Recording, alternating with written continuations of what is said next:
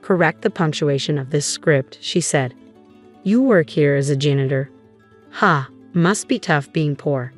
Those condescending words came from Cindy, my brother's wife. Even after not seeing each other for a while, she said this with a snide laugh. For a while now, I've been aware that she doesn't hold me in high regard. I had hoped we drifted apart enough that I'd never have to encounter her again. How mistaken I was. But this time, I refused to yield. The mere fact of her presence here, well, you'll soon understand. Suppressing the chuckle, I maintain my composure and reply. Her expression freezes in an instant as my words sink in. My name's Lita, 30 years old. At home, it's me, my husband Lucas, and our daughter Layla. Lucas and I, we've been an item since college days. Started dating after we both joined the same club. 4 years into dating, we tied the knot when I hit 26. Next thing we knew, we welcomed Layla into our lives, smooth sailing all through the pregnancy. 3 years on, she's thriving, not a single health hiccup in sight. Sadly, Lucas folks aren't around anymore to witness her growth. But my parents? They're pouring all their love onto her, making up for the missing grandparents. Our condo sits just a 10-minute drive away from my childhood abode. Originally, Lucas and I were slated to remain there. My parents had hoped we'd stay under the same roof after tying the knot. Life was serene dwelling with my gentle husband and affectionate parents. However, that tranquility was shattered about 6 months into our union. Enter my brother Cedric, along with his wife. I hadn't laid eyes on him in nearly 5 years. Cedric had severed ties with our parents, dropped out of college, and vanished from home. His whereabouts remained a mystery until he sent a text announcing his marriage. Not a word of congratulations, and he was conspicuously absent from family gatherings, including our wedding. So, you can fathom my astonishment and ire when he suddenly reappeared. Yet I resolved to lend him an ear. What he and his wife divulged, however, far surpassed our expectations. Upon his return home after years, he confronted Dad, saying, "Dad, Cindy and I have made the decision to move in here with you." What in the world? You've been MIA for years, and now you just waltz back in? Listen, I understand it's not ideal, but I'm married now, and living with you seems like the least I can do, doesn't it? Don't be absurd. You didn't even bother showing up to Lita's wedding. Well, I apologize for that, but as your son, it's my obligation to be here. So Lita and her husband will have to find another place. Suddenly, a chill fills the room, leaving even Dad speechless. In the midst of this tense atmosphere, I find my voice. Wait just a minute. You can't simply barge in here and declare that Lucas and I are moving out. And why not? Are you just trying to butter up Dad to snag the house for yourselves? What? That's absurd. I simply want to be close to my parents. You're just a daughter. A son, especially the eldest like me, takes precedence even in matters of living arrangements. Just because you're the son, just because you're the oldest. So what? You dropped out of college by your own choice. You left home by your own choice. I can't tolerate this nonsense any longer. Just leave. I seize my brother by the arm and usher him towards the front door. Our argument persists even as we stand by the threshold, but Cindy interjects. Let's just head home for today. Reluctantly, my brother departs. The ordeal leaves my parents and husband utterly exhausted. We're all anxious about what my brother might do next. A few days later, the doorbell chimes. As I swing open the door, a stranger stands on the threshold, accompanied by a mover's truck parked outside. Perplexed, I inquire, "Are you from the moving company? I believe you may have the wrong address." "Nope, this is the correct address. We're here to handle the move for Cedric." "Cedric? My brother? Ah, I see, your family. My apologies, please come in." "Wait, just a moment." The mover signals his crew, and soon several men begin ferrying boxes into our house. I had no inkling about my brother's move, not a single word. With my parents away, I couldn't verify with them. Fearing I might be the last to know, I hurried upstairs to find my husband. "Lucas, have you heard anything about my brother moving in?" "What? What are you saying? That's impossible." "Then come see for yourself. Movers are bringing in his belongings." "What? This is news to me." "Forget it, just come." I tug my husband downstairs. The hallway is already cluttered with boxes and the movers are swiftly adding more. My husband attempts to intervene, but they counter. "We're simply following instructions. Your family, correct?" We attempt to reach my brother, but there's no response. Our calls to my parents go unanswered as well. Their phones are on silent. Eventually, all the boxes are inside and the movers depart without a further word. Confronted by the stack of boxes, we both grapple to comprehend what's unfolding. What's happening? Why does my brother have all this stuff here? Is he planning to move in without informing Dad or us? We ponder the worst-case scenario, opting to await our parents' return to strategize. However, an hour later, it's my brother and his wife who arrive first. "Hey, Lita, we're moving in. You'd better clear out." "Brother, did you really move your stuff here without informing anyone?" "Why? This was originally my home. What's the issue with bringing my belongings back?" "What?" Amidst our argument, a mocking laugh echoes from behind. I whirl around to find Cindy sporting a smug grin. Catching my stare, she offers a faux apology, devoid of any sincerity. Then, she proceeds to taunt me with a brazen remark. "So, you must be Lita, huh? Can't seem to heed Cedric's wishes or something. How juvenile can you get?" "Pardon me, what's all this about?" Just for the record, my brother made the decision to leave college and move out on his own. Why dredge this up now? Haven't you heard? Cedric's moved back in to reside with your parents. Quite the dutiful son, isn't he? Listen, we never asked for any of this. This is our home, where my husband and I reside, so please kindly leave. Too late, we've already relinquished our condo. What? Regardless, it's you two who need to vacate, not us. Best of luck. With that, Cindy and my brother proceed to unpack. Later, when my parents return home, they confront my brother, yet he and his wife adamantly refuse to depart. From that moment onward, life takes a turn for the worse. Every day, my husband and I endure insults from my brother and Cindy. They casually use and damage our belongings. When we demand an apology, they brush it off with, "We're family, so what's the big deal?" Even when my pregnancy is confirmed, Cindy remarks, "Lita, you're just a homemaker, aren't you? And Lucas's company is merely average. Your child will be born into poverty. It's quite pitiful. Why are you having a baby before us? Can't you see the situation?" I feel my mental state beginning to deteriorate. Eventually, simply being in their presence brings tears to my eyes, and I find myself retreating to my room, spending entire days locked away. Witnessing this, my parents suggest to my husband that we consider parting ways. If anything were to happen to our unborn child, it would be too late. It seems my parents convinced my husband to swiftly find a new place for us to live away from their home. Without delay, he secures a new residence, and we relocate. Life suddenly becomes serene as if the past were a distant fabrication. While the initial period post-move feels uncertain, with my husband's unwavering support, I manage to navigate through. I remove my brother's contact from my phone and implore my parents not to disclose our address to him and Cindy. Gradually, my parents begin visiting us frequently, seemingly disregarding my brother and Cindy at the family abode. They inquire about the living expenses and rent they'll be covering for us.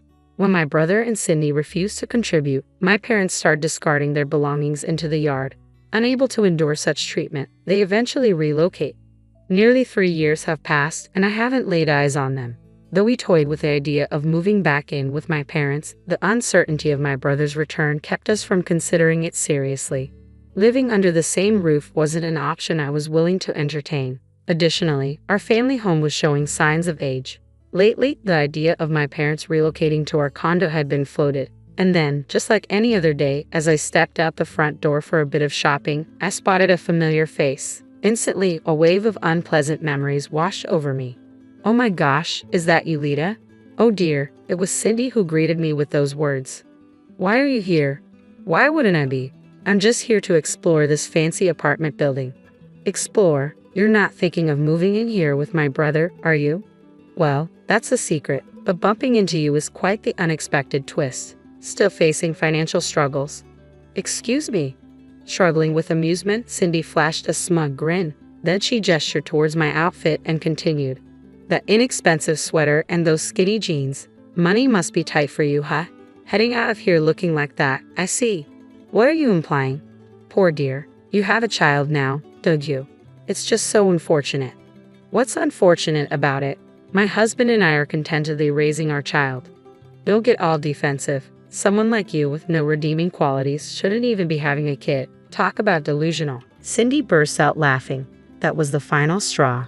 I reached my limit. Nothing had changed since our last encounter. If anything, she seemed even more intent on tearing people down. I couldn't tolerate it any longer. I'd had enough. I steeled myself, preparing to respond. Look, what's your problem? I understand you don't like me, but can we just avoid getting involved with each other?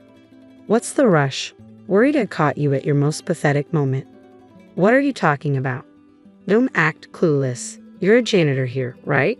Must be rough, struggling financially. Laughter. As it turned out, she mistook me for a janitor, not a resident. It was an understandable error. The high-end apartment building I resided in was so luxurious that it seemed improbable we could afford it solely on my husband's income. Cindy, aware of my husband's workplace, presumed our financial constraints. With a contemptuous tone, she pressed on.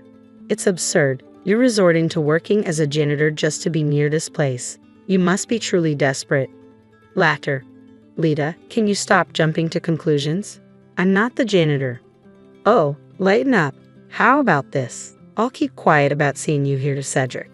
But in return, starting today, you'll be my servant. You'll do whatever I say. Got it. She's assuming I'm the janitor in this upscale apartment building and making a childish demand. I've reached my limit. It's time to bring her back to reality. Excuse me, what exactly are you misunderstanding? This is my residence. Cindy, who had been grinning just moments ago, now freezes in disbelief. Ignoring her obvious astonishment, I continue. Allow me to clarify. This is the place where I reside, and it's owned by my husband. Wait, what are you saying? Ignoring her shock, I press on. This luxury apartment was initially among the properties owned by my husband's parents. Now, it's passed on to my husband, who manages it through a real estate agent. The reason my husband swiftly found us a new home is because he owns this place. It was inherited from his parents and was originally designated for renting out. He arranged it to shield me from my brother and his wife. Recently, I've started assisting the real estate agent to ease my husband's workload. Her name should have rung a bell for me from the beginning. My husband and I never spotted my brother's or Cindy's names on the list of potential renters provided by the real estate agent. Cindy, who did you come here with today? What? I came with Cedric, obviously. I didn't hear my brother's name from the real estate agent. So you arrived with someone else? Impossible. I came with Cedric. And at that moment, an unfamiliar man hurries up from behind her and says, "Sorry for the delay." He drapes his arm around Cindy's waist and plants an affectionate kiss on her cheek. In that instant, the pieces fall into place for me. Cindy too senses that I've caught on, hastily distancing herself from the man. I ensure he can hear me as I speak up. Cindy, are you certain it's appropriate to be in this situation? Engaging in such gallivanting as a housewife. You might exhaust my brother, you know. Hey, what are you implying? Oh, what do we have here? A married woman out on a date with another man? Or is he simply a friend? I need to inform my brother. Please just stop. Her plea is desperate, tears glistening in her eyes. But I can't hold back any longer. Addressing her firmly, I ignore her silent pleas, determined not to let any more unwarranted remarks slip. You've got some nerve, don't you? Bringing misery, pushing people to their breaking point. And you haven't changed at all. And now, you're cheating. You've hit rock bottom. Wait, Lita, please. Enough. Because of you and my brother, I've endured so much. How dare you ridicule others without a hint of remorse? I'll never forgive either of you. You'll feel the agony I've endured, and then some. At my words, she crumples to the ground, sobbing uncontrollably. And just like that, Cindy's affair is exposed. Upon my report to my brother, it's revealed she was also concealing her existing marriage, and I've been urging her lover to purchase this upscale apartment for her. Caught in the act, Cindy finds herself sued for marriage fraud by her lover. Shockingly, my brother is also discovered to be having an affair with a coworker. His infidelity is unveiled around the same time at his workplace, resulting in his demotion to a provincial office. Cindy purportedly follows him, yet they both continue to blame each other for their misfortunes. Both are slapped with hefty fines, Cindy by her lover and my brother by the lover's spouse. Unable to cover the expenses with Cindy's former housewife status and my brother's reduced salary, they resort to illegal lenders. Recently, it seems they have a long road ahead to straighten out their lives. And no, I won't be lending a hand. As for me, life continues to be blissful with my family of 3. Thanks to my husband's kindness, my parents will also be relocating to the same high-rise apartment building next month.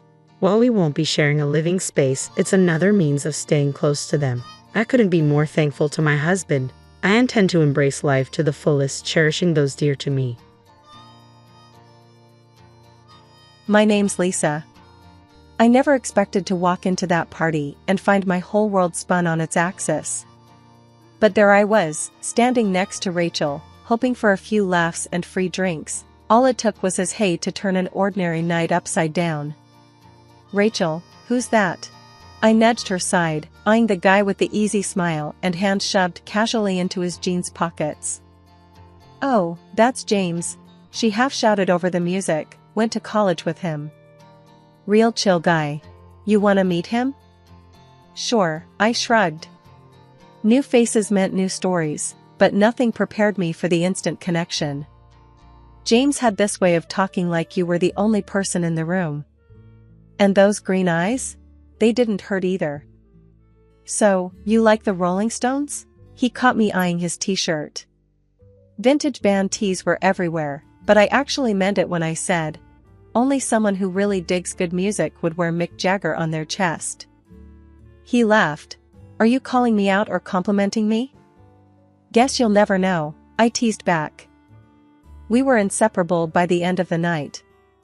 We spoke about everything, from our love for old-school rock to the names we'd pick for our future pets. He got my number and didn't wait the so-called appropriate 3 days to call. He rang me up the next morning. It wasn't long before we were deep in the what-ifs of tomorrow, and it didn't sound crazy to be picking out rings and talking about forever. But forever comes with its own baggage, like it or not. Meeting the parents was on the horizon, I knew that. But nothing prepared me for the icy reception at the dinner table. Margaret, James's mom, was the first to break the so-called ice. "So, Lisa, you work at the hospital, right?" It wasn't the warmth of polite interest that coded her question, but something harder, like I was being appraised. "Yeah, the county hospital, up north," I said as confidently as I could. "And how much do they pay you for that?" Her eyes were sharp, her tone sharper. I paused. James shot me a look, but I decided to be upfront. "Enough to get by." My answer was clipped. I hated talking finances. "Well, James does more than get by," she said. I glanced at James, who was calm and silent. I felt my face heat up. "So, about this marriage," she continued as if my income was just a segue.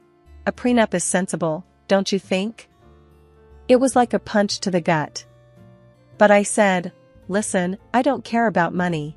But whatever happens, the bit I send to Granny B each month, it's non-negotiable." "Fair enough," his dad finally chimed in, "that seems reasonable." The tone for this commitment was set, tough, not all sunshine and romance, but it was real. And real was something I could work with. Our wedding could have fit in a matchbox, no fanfare, just him, me, and a couple of signatures that sealed the deal. In the beginning, we were a team, tackling life from our small joint command center, his old house he'd owned for years. We had set up a system, half on everything. When I think about that time, it seemed straightforward. We wrote up a budget, penciled in time for chores, and even cooking was something we did together. There was comfort in the routine, in knowing what to expect when we both got home. He used to count minutes until I got home. We'd link up in the kitchen, not just for the food, but for those moments, you know. It wasn't just about filling our plates, it was about sharing the day, stirring and tasting, and laughing over a shared bottle of wine. But reality is a tough customer. 4 months down the line, and the teamwork was taking hits. The excuses rolled in. At first, it was just a bad day here and there, a boss on his back or a project running him ragged.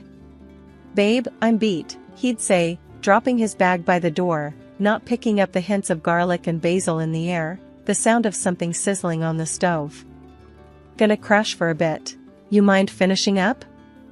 I didn't at first. Everyone's entitled to a bad day, right? But bad days started to string together like some lousy pearl necklace, each excuse shinier than the last. One night, I found him sprawled on the couch, his eyes glued to some game on the TV. The floor was a maze of his work stuff, and the sink was an overstuffed exhibition of dirty dishes. "Honey, the kitchen's blowing up," I said, trying to keep my voice level. "You were supposed to handle it tonight." He gave me this quick glance, one of those just a sec looks before focusing back on the players running across the screen. Yeah, I'll get to it. Just let me watch this play," he muttered, not moving an inch. But the plays went on, one after the other, and the kitchen stayed a mess. The tension was simmering, ready to boil over. "Look, I don't need plays, I need a partner," I snapped, surprising myself a bit with the sharp edge in my voice. "Chill, alright? It's just dishes," he shot back, his attention still on the game. We clashed like this, more and more. Those simple knots we tied at the mayor's office started to feel like some complex puzzles, impossible to solve. He retreated into his shell, all but locking me out. The split down the middle started to shift, what was meant to be equal began to weigh heavy on my side. Chores piled up, just like his excuses. That shared life we were supposed to be building felt more like a solo gig. 2 weeks of slugging it out on my own and I finally snapped. I never was one to kick up a fuss, but who could live like this? I cornered James as he walked through the door, oblivious with his headphones on. "James," I blurted out, unable to hide the annoyance in my tone, "what happened to sharing the load?" He looked at me like I'd sprouted a second head, pulling off his headphones. "What are you on about, Lisa?" he asked, genuinely confused or a damn good actor. "I spent nearly an hour scraping your dried up yogurt off the coffee table this morning. It's like living with a toddler." He just shrugged. That bloody shrug, like he didn't have a care in the world. "Chill out, will you? It's just a bit of mess." A bit of mess, he called it. So, I left his mess, stopped picking up his dirty socks, stopped doing his laundry. Petty? Sure, but I was at breaking point. Of course, that's when Margaret, his mother, decided to pop in unannounced. The perfect storm. "Look at this place," she said, her nose crinkled as if she'd just found a rotten egg under her seat. I tried to keep cool, offered her a cup of tea, but she was on the warpath. "James, this is no way for a man to live," she said sternly, eyes fixed on me. "I didn't raise you to be living in a pigsty." I took a deep breath, trying to keep my voice steady. "Margaret, it's a two-person job, and I've been doing it solo. I'm not his maid." "You're his wife," she snapped back. "And a wife keeps a clean home." I felt my face flush with anger. "And what does a husband do, Margaret?" I snapped back. "He's the breadwinner," she hollered back, missing the irony that I too had a full-time job. Margaret threw her hands up in the air and turned to James. "You're soft on her," she declared, as if I wasn't there. My Harold would have never stood for this nonsense. I wanted to tell her where Harold could stick it, but I held back. No point in making things nastier. Margaret stormed out, slamming the door with such force the family photos rattled against the wall. Now it was just me and James, standing in the rubble of our domestic battlefield. So James got knocked down a notch at work. He came home that day, dumped his keys like they were made of lead. "They're cutting back," he said, the words hung heavy in the air. "I'm off the management track." Just like that, he decides he's not gonna help with the bills no more. Suddenly, it's all on me. I was smacking pots and pans like they owed me money. The noise must have finally got to him. "Why are you making such a racket?" he asked, picking at his beer label. "Because someone's gotta pay for those beers," I snapped. "And keep this place looking half decent." What came next was like a round in the ring. "You expect me to chip in after a day like today?" he shot back. "Yeah, James," I said, not backing down an inch. "Because I had a cakewalk of a day, right?" He didn't have a comeback for that. Just took another swig. "We had a deal. We share this, remember?" I said. James sat there, TV blaring, as if I wasn't even there. A deal doesn't hold when things go south, he said, not even looking at me. I stood in front of the screen. So, what? I'm supposed to just smile and nod and keep the house like some 1950s sitcom mom? He just glared at me then, no love there, only irritation. You wanted a partnership, here it is. This is life, deal with it. The words hung there, thick and toxic. His ignoring the problem wasn't going to make it vanish. We're supposed to be in this together. And that means not ditching out when it gets tough. I didn't ditch out. The job did. I wanted to shout, to yell, to make him see sense, but I knew it wouldn't get through. Instead, I let out a cold, hard laugh. Good, and I'll do what? I'm not your maid, and I'm not an ATM. We'll see how long that lasts, he muttered, barely audible over the din of the TV. I turned off the TV. We'll see how long we last if this is how it's gonna be. Silence filled the room, thick as the dirt I'd been cleaning all day. He looked away. I stormed off to bed. No more words that night, none that mattered anyhow. They were all bitter, all spat out with hurt more than real heart, but they stuck with me, like thorns in my side. The tension in the house was like walking into a wall of ice. Barely a word was passed between us without a sharp edge. James had taken to eating his meals alone, meals that Margaret dropped off with a thud at our door. I could hear the plastic containers hitting the wood, like the gavel of a judge passing sentence. So, what are we having tonight? I asked, poker-faced, as James marched past me, Margaret's cooking in hand. Does it matter? He barely glanced my way. It's not like you're eating. It was true. I didn't have the stomach for food, not for what was in those containers. It was more than lasagna or stew, it was a heavy dose of rejection, served up by Margaret, and it had seeped into every room of the house. Then Granny B called. Cheerful and active, I could almost smell her lavender perfume through the phone. A visit from Granny could turn a place upside down, and that's what I sorely needed. A gust of fresh air. I'm packing my bags, baby girl, she chuckled, but I heard the steel underneath. A will that had gotten her through tougher times than this. I need to see your life. I broached the subject over dinner, a silent affair, with the clinking of cutlery replacing conversation. Granny B wants to visit, I said, dropping the bomb without preamble. James paused mid-chew, his eyes hardening. Here? Stay with us? I nodded, gripping my fork like a lifeline. He shook his head, speaking with his mouth full like he suddenly forgot manners existed. No chance. Margaret wouldn't like it. Since when do we schedule our life around your mother? The boldness of my words surprised even me. Margaret's voice sliced through from the doorway. Since it's our house, girl. You just live here. The unfairness of it choked me like a noose. Your son and I are supposed to be building a life together, Margaret. She snorted. A life? You call this a life? Look at you two. I bring him food because someone needs to take care of my boy. James stood up, his chair scraping back like a scream. And that's how it's gonna be. No visits. No changes. It's settled.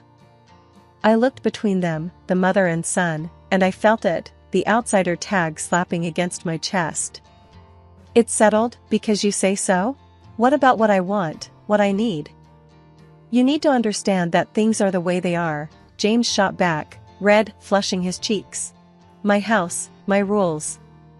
The ache spread from my heart to my fingertips, but I squared my shoulders. It's also my home, James. Or at least it's supposed to be. James had no answer, just the hard line of his jaw telling me the conversation was over. But nothing was settled. Granny B would come, somehow, I'd make sure of it. For the first time, I wanted the battleground. If they wouldn't budge, neither would I. There was fight in me yet, and the freeze in the house would need my fire to thaw it, whether they liked it or not. For the third month in a row, James did not contribute his share to our family budget. I was carrying everything, the house, the groceries, and even his damn beer. We had a fight. That fight had been the last straw. James and I stood, facing each other, our words sharp enough to slice through steel.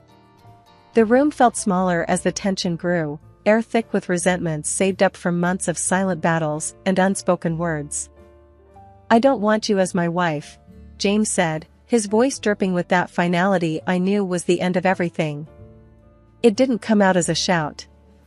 That might have been better, a shout I could have responded to with fury. Instead, it was a low hiss, a deflating tire's last breath, leaving behind silence that echoed louder than any scream. I gathered what was left of my dignity. "Fine," I countered with as much steadiness as I could muster, despite the tremor I felt within. "I don't want to be where I'm not wanted." He didn't stop me as I started to pack my bags. Each piece of clothing folded felt like a piece of the life we'd built being tucked away, rendered insignificant. I headed to the door, my suitcase a loyal companion trailing behind me. James was still standing in the center of the chaos, the eye of the storm that had hit us over and over until we'd broken, pieces scattered beyond collection. He didn't move, didn't try to stop me. The door closed with a click much too gentle for the ending it represented. Outside, Granny B was in her old, dependable car that smelled of leather and peppermint, leaning over to open the passenger door. I heaped my suitcase into the back and slid in beside her without a word. "All set, dear?" Granny asked, her eyes soft but her voice strong, a rock in a swirling sea. "Yeah, I'm set," I mumbled, buckling the seatbelt over the hollow feeling in my chest. Granny B didn't start the car right away. "He's a fool," she said flatly, adding an expletive that would have made a sailor blush. I choked out a strained chuckle. "Granny!" "Well, it's true." She finally turned the key in the ignition, the engine rumbling to life reassuringly. "You're worth 10 of him. 15, even." She backed out and we started towards the new apartment. I didn't reply. Instead, I leaned my head against the cool glass of the window, watching the landscape blur, the same way my thoughts were a jumble of memories and pain. Granny B didn't push with questions or platitudes. She just drove, every now and then muttering something under her breath that sounded suspiciously like curses aimed at James. The cozy rented apartment was in a normal neighborhood, a place where you could blend in and lick your wounds in peace. As Granny hauled my bag out of the car with surprising strength, I unlocked the door to the unknown. "Well," Granny said, clapping her hands together, "time to rebuild, kiddo. You've got a life to claim and that sorry excuse of a man to forget." I nodded, feeling the very first flutter of something like hope in my chest. Breaking points, I realized, weren't just about endings. They were about beginnings, too, messy, painful, but real. Fresh starts didn't erase the past, but they gave you a canvas to create something new. And maybe, just maybe, that was exactly what I needed. Granny B was sitting on my threadbare couch, her hands clasped over her knee, bouncing with what seemed like contained energy. Who knew that beneath that floral dress and the wrinkles was a woman with the heart of a Wall Street hustler? "So you're telling me, all the dough I sent you for your meds and stuff, you've been playing the market with it?" I stared at her in disbelief. Granny B chuckled and winked. "Honey, you think I'd let your hard-earned cash rot under a mattress? No way. I've been growing it, bit by bit." I was flabbergasted. It felt unreal. I crunched the divorce papers in my hand, knowing that what Granny B had just told me was going to flip the script in a major way. James and Margaret, the perfect couple from next door, agreed to meet us one last time. Probably thought they could offer me some friendly advice on starting over. Margaret opened the door, all fake smiles. "Well, if it isn't the soon-to-be single lady. Come in, we were just talking about you." James sat at the dining table, smirking without a care in the world. "Good of you to come by. We need to talk about the neighborhood, now that you'll probably be moving somewhere more, affordable." I clenched my jaw but remembered Granny's news. I needed this. "Actually, James, I won't be going anywhere." Granny B piped up. "She's got a juicy bit of news. Tell hon." I enjoyed the suspense stretching their faces tight. Turns out I got a little nest egg waiting for me. Granny's been smart with the money. James laughed, harsh and loud. What? Did you win the lottery or something? Granny B grinned, sharp as a tack. Better. I turned her spare change into a cool 2 mil. The smiles fell off James and Margaret's faces like overripe fruit. 2 million? Margaret's voice came out strangled. Yep, and I don't plan to spend it on this neighborhood. My words felt heavy as I watched their painted-on warmth crumble. Granny slapped a hand on her thigh, triumphant. Ain't that something? Just when you think life's kicked you, it decides to kiss you instead. James started babbling something about how half of this money belongs to him. I burst out laughing, reminding him of the prenuptial agreement I had signed. I swear, at this moment, his mother would like to go back 6 months to destroy this paper. James and Margaret sat in silence, looking at us with puppy dog eyes. I couldn't help but relish the irony. We didn't linger much longer, there was nothing left to say. As we walked out, Granny B draped an arm around my shoulders. So, what's first on the millionaire to-do list? She asked, squeezing me tight. First, I'm getting an ice cream. A big one. With all the fixings. I said, the future suddenly bright and wide open. Granny let out a hearty laugh, the sound mingling with the promise of an unseen fortune, now seen, and closer than ever. The phone rang again. I was pretty sure it was James trying his luck once more, but this time, it went straight to voicemail. I had stuff to sort out and no desire to entertain that mess. I heaved a sigh, looking around my cramped apartment cluttered with memories, too many of them pinned to James, and a shadow that loomed like a bad smell. Grandma, with her sharp eyes and a no-nonsense attitude, was right as rain. Why do you even keep that thing on? Grandma gestured at the phone with a scoff, busy shuffling through a pile of real estate listings. Shrugged, I tossed the phone on the couch. Guess I'm too soft. Squishy as overripe tomato, she snorted. We need to get moving. I don't want James or his mama knocking on our door, trying to weasel back into our lives when we've barely shucked 'em off. I know, Grams. Thanks. I flashed her a grateful look. So, where to? She slapped a listing onto the kitchen table. It was circled in bold. Here. 2 bedrooms, cleaner air, away from unwanted pests. I skimmed the details. Looks decent, Grams. Any pizza joints nearby? The next day dawned fresh. We were off, the apartment ad in hand and a skip in Grandma's step. The listing agent met us at the property, all smiles and slicked back hair, reeking of too much aftershave. Welcome, ladies. He extended his hand right at Grandma. She eyed it like it was a dead fish, but shook it all the same. Cut to the chase, hotshot. We're not here for pleasantries. I bit back a laugh as the agent's smile twitched. Of course, of course. He quickly unlocked the door. This way, please. The place was a gem compared to where we were. Good light, clean floors, and the air didn't hold any of James' cologne. Grandma haggled like she was born in a market stall. The price dropped. Terms changed. By the time we walked out, the agent looked 2 inches shorter. The move went smooth. Neighbors were quick to say hi, a couple of them inviting us over for beers and a barbecue. Asked about my story, but I kept it simple. I was done letting my past hitch a ride. The new place shaped up nice.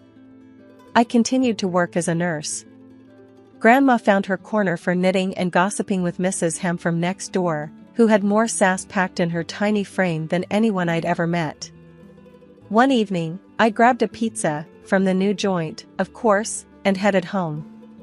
As I flipped open the box, the steam carried that cheesy aroma up, and I couldn't help but smile. And so we settled in, me and Grandma, our little team. The taste of fresh starts and thick crust pizza in the air, laughter from the neighbor's yard spilling in through our open window, and a sense of peace finally making itself at home. James and his empty promises faded into the background noise, just like the buzz of the city we'd left behind. I was looking forward, and the view was pretty damn good.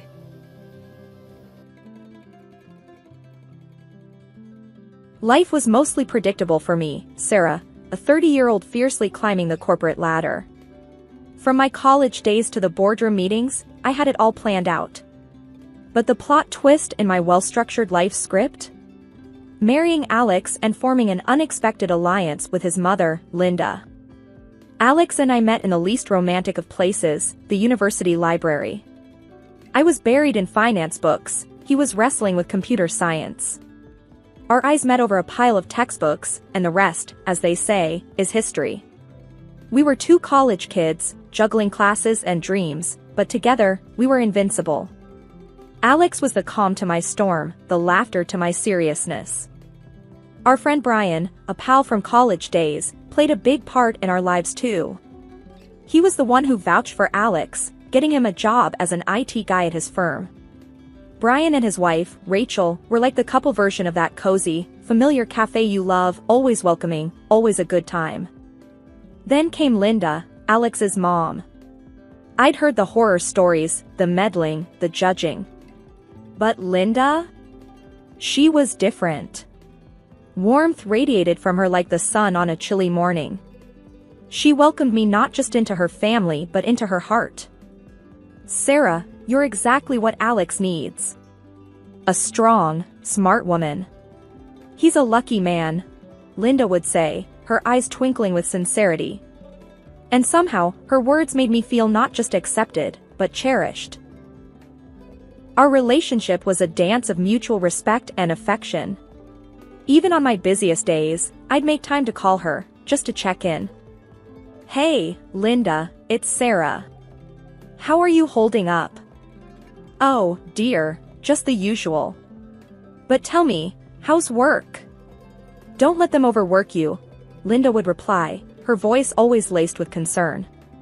We'd chat about everything and nothing, from her legendary apple pie recipe to the latest office politics. Linda wasn't just my mother-in-law, she was a confidant, a friend. We were a trio bound by love, but even the strongest bonds can fray under the weight of unspoken truths and unmet expectations. And as the days rolled into nights, the cracks began to widen, setting the stage for a storm that was silently brewing on the horizon. The glow of my career cast a shadow over my personal life. With each promotion and business trip, the distance between Alex and me grew. Our home, once a sanctuary, started to feel more like a hotel for me, a place to crash between flights. One evening, I returned from a grueling 2-week trip. The house greeted me with a cold silence, and a mess that seemed to scream neglect.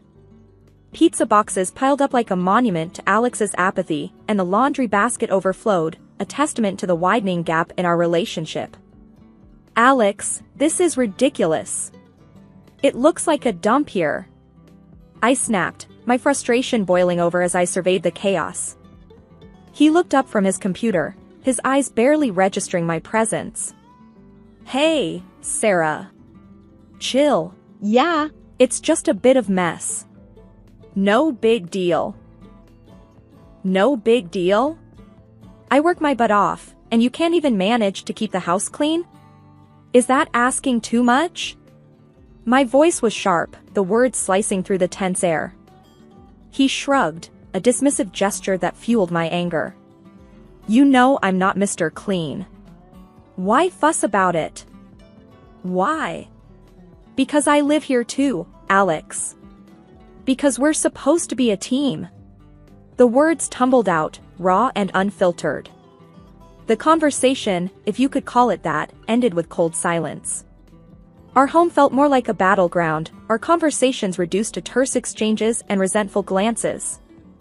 The next day, Linda called. Her voice, usually so warm and comforting, carried a note of concern that made my heart sink. Sarah, dear, is everything all right? You sounded off yesterday. I sighed, the weight of the unspoken truths heavy on my chest. It's been tough, Linda. The house, Alex, everything seems to be falling apart. Linda was silent for a moment, then spoke with a firmness that was rare for her. Sarah, you're doing your best. But Alex needs to step up. You can't carry the load alone. Her words were a bomb, a reminder that I wasn't in this turmoil alone. But they were also a stark reminder of the growing rift between Alex and me. That night, as I lay in bed, the moonlight casting a soft glow in the room, I couldn't shake the feeling of disquiet. The once comforting silence now felt oppressive, filled with the echoes of our failing relationship. Alex, we need to talk. This can't go on, I whispered into the darkness. He turned to face me, his face a mask of indifference. What's there to talk about, Sarah? It's just a bit of mess, not the end of the world. But it's not just the mess, Alex. It's us. We're drifting apart, and if we don't do something, I'm afraid we'll end up strangers living under the same roof. He didn't respond, the silence between us growing louder than any words could. In that moment, I realized that the cracks weren't just beginning to show, they were widening, threatening to split the very foundation of our marriage. The days leading up to Thanksgiving were supposed to be filled with the warmth of family and the joy of togetherness. However, life had other plans. Linda was hospitalized due to an exacerbation of her chronic illness. The hospital's sterile, impersonal halls were a stark contrast to the festive atmosphere we had hoped for. Sitting by her hospital bed, I held her hand, her usual warmth diminished by the cold touch of 4 needles. Linda, you won't spend Thanksgiving here. I'll pick you up and we'll celebrate at home, just like we always do, I assured her, squeezing her hand gently. She smiled weakly, a shadow of her usual vibrant self. Thank you, dear. But what about your work? You're always so busy, she murmured, concern for me outweighing her own discomfort. Don't worry about that, Linda. You're more important, I replied, though the weight of my responsibilities loomed large in my mind. However, just as I was ready to put work aside for family, my boss dropped a bombshell. He called me into his office, his expression grim. Sarah, we need you on an urgent business trip. It's critical, and I wouldn't ask if it weren't absolutely necessary. I felt torn, caught between my commitment to my family and my duties at work. But sir, it's Thanksgiving, and my mother-in-law is in the hospital. I promised her I'd be there, I explained, hoping for some understanding. He sighed, his gaze fixed on some unseen dill. Sarah. I understand your predicament, Sarah, but this is a matter of great importance. We're counting on you. The weight of my professional life was a burden I was accustomed to carrying, but it had never before felt so heavy. With a heavy heart, I turned to the one person I thought I could rely on. Alex, I have to go on this trip. It's urgent. Can you please make sure your mom is taken care of? Pick her up from the hospital on Thanksgiving Day. She shouldn't be alone on the holiday, I pleaded, the worry evident in my voice. Alex, who had been more distant lately, seemed to understand the gravity of the situation. He nodded, a glimmer of the man I once knew shining through. Of course, Sarah. I'll take care of Mom. You don't have to worry about a thing, he assured me, his voice steady and reassuring. Reluctantly, I packed my bags, my mind a chaotic mix of client meetings and concern for Linda. As I left, I glanced back at our home, a place that once represented comfort and love, now a symbol of the sacrifices and choices that define our lives. On the trip, amidst the endless meetings and business strategies, my thoughts constantly drifted back to Linda and Alex. I found myself checking my phone incessantly, hoping for an update, a sign that everything was as it should be. But it was the silence that spoke volumes, the absence of messages or calls that painted a picture far from the reassuring promises made. As the critical hours ticked away, the unease in my heart grew, a foreboding sense that this Thanksgiving was going to be unlike any other we had ever experienced. The silence of my phone was deafening, each missed call to Alex a growing echo of my anxiety. The business trip, usually a whirlwind of meetings and networking, felt like a slow crawl, each moment stretching out with worry for Linda and frustration towards Alex. I tried calling again, the phone ringing hopelessly into the void. Come on, Alex, pick up. I muttered under my breath, the bustling airport around me fading into a blur. The call went to voicemail, again. My mind raced with worst-case scenarios, each more troubling than the last. In desperation, I dialed Linda's number, half expecting the same cold silence. But after a few rings, her frail voice came through, weak and tinged with sadness. "Linda, it's Sarah. I've been trying to reach Alex. How are you? Is everything set for Thanksgiving?" My words tumbled out, a mix of hope and dread. "Oh, Sarah." Linda's voice broke, a soft sob cutting through. "I'm still at the hospital. Alex, he didn't come." My heart sank, a heavy weight of betrayal and worry settling in. "What?" "But he promised. He said he'd be there for you." The words felt hollow, a stark contrast to the chaos of emotions inside me. "I know, dear." I waited, but Linda's voice trailed off, the hurt unmistakable. Anger and concern battled within me. How could Alex do this? How could he leave his own mother alone in the hospital, especially on Thanksgiving? I knew I had to act, and fast. "Linda, I'm so sorry. I'm coming back right now. I'll sort this out, I promise." With a shaky hand, I dialed my boss, the urgency in my voice cutting through the formalities. "Sir, I need to go back. It's an emergency. My family needs me. I'm sorry, but I can't stay." To my relief, he understood. "Go, Sarah. Family is important. We'll manage here." The relief was short-lived, replaced by a sense of urgency. I rushed through the airport, each step fueled by a mix of worry for Linda and a growing anger towards Alex. As the plane took off, my mind raced with unanswered questions. Why didn't Alex pick up Linda? Where was he?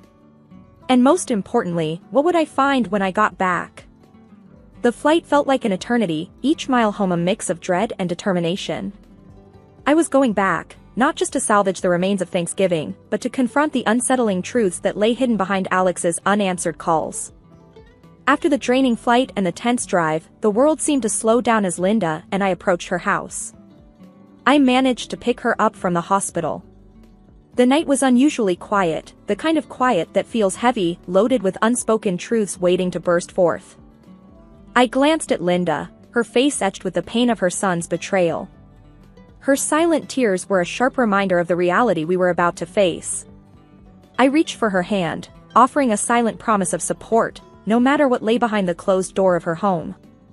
Pulling into the driveway, I hesitated for a moment before picking up my phone. It was time to confront Alex, to demand the truth that had been so carelessly twisted. I dialed his number, my heart pounding against my chest. After a few rings, Alex's voice came through, casual, unaware of the storm that was about to hit. "Hey, Sarah. What's up? Alex, where are you? And where's your mom?" My voice was steady, each word a carefully laid trap.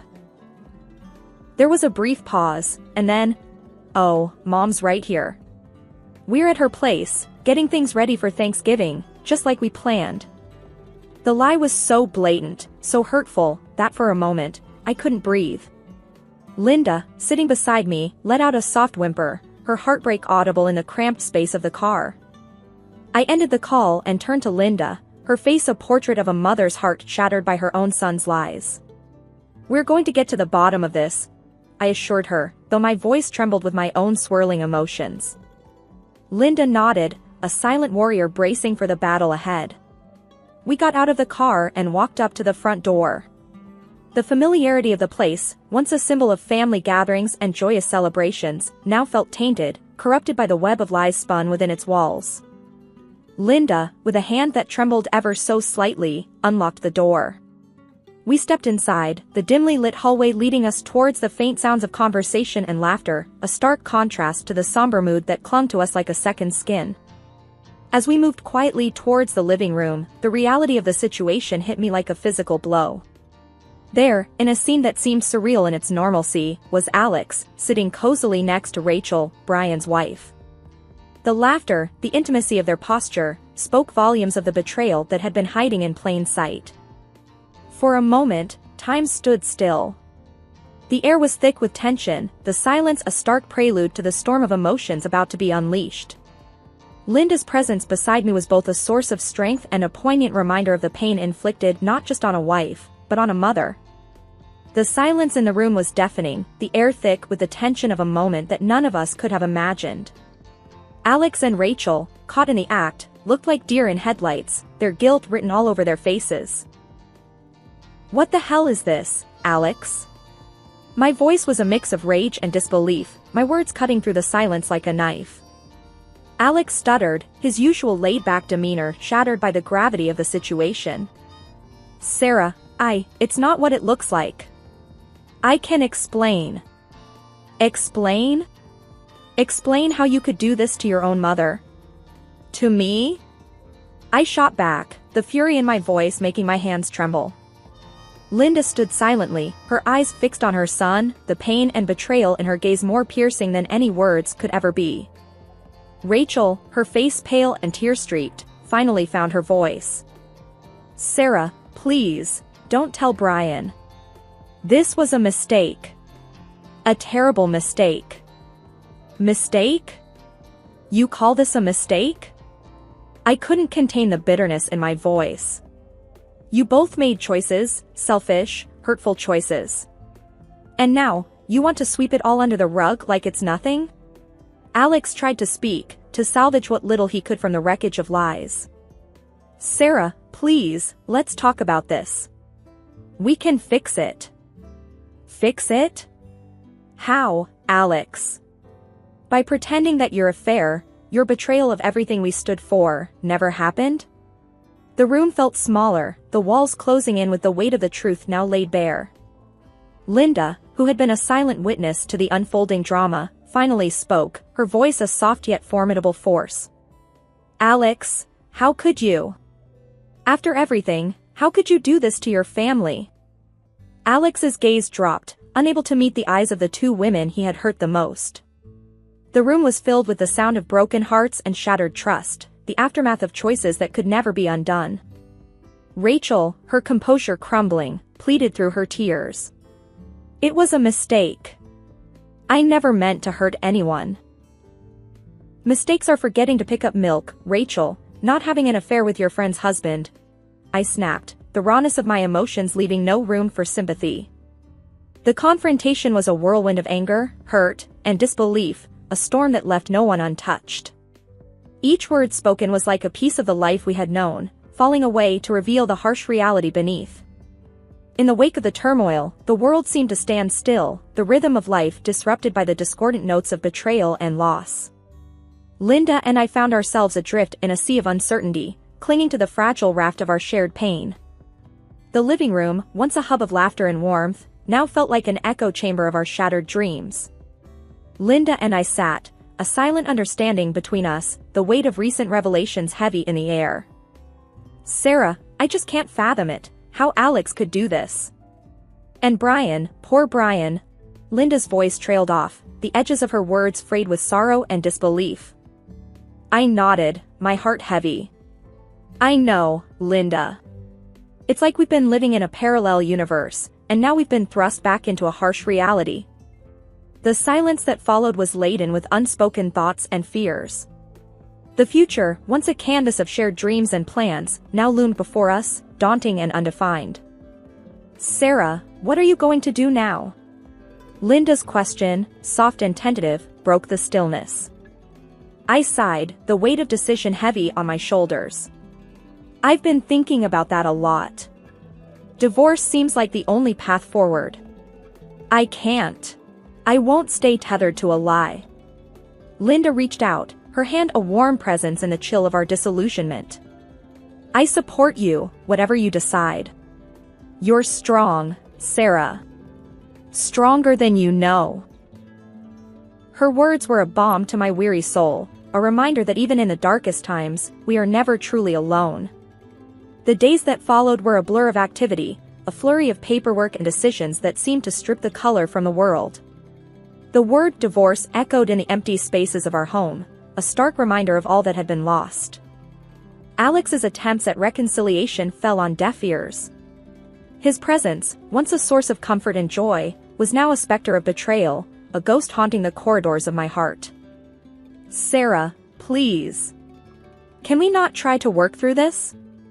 I'm sorry, more sorry than you can imagine, Alex pleaded, his words a desperate attempt to bridge the chasm his actions had created. Sorry doesn't undo what you did, Alex. It doesn't erase the pain, the lies.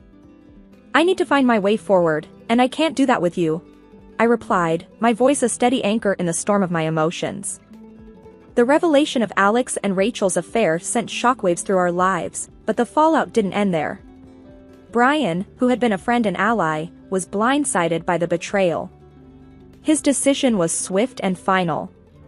Alex lost not only his wife but his job as well, the consequences of his actions leaving him isolated and exposed.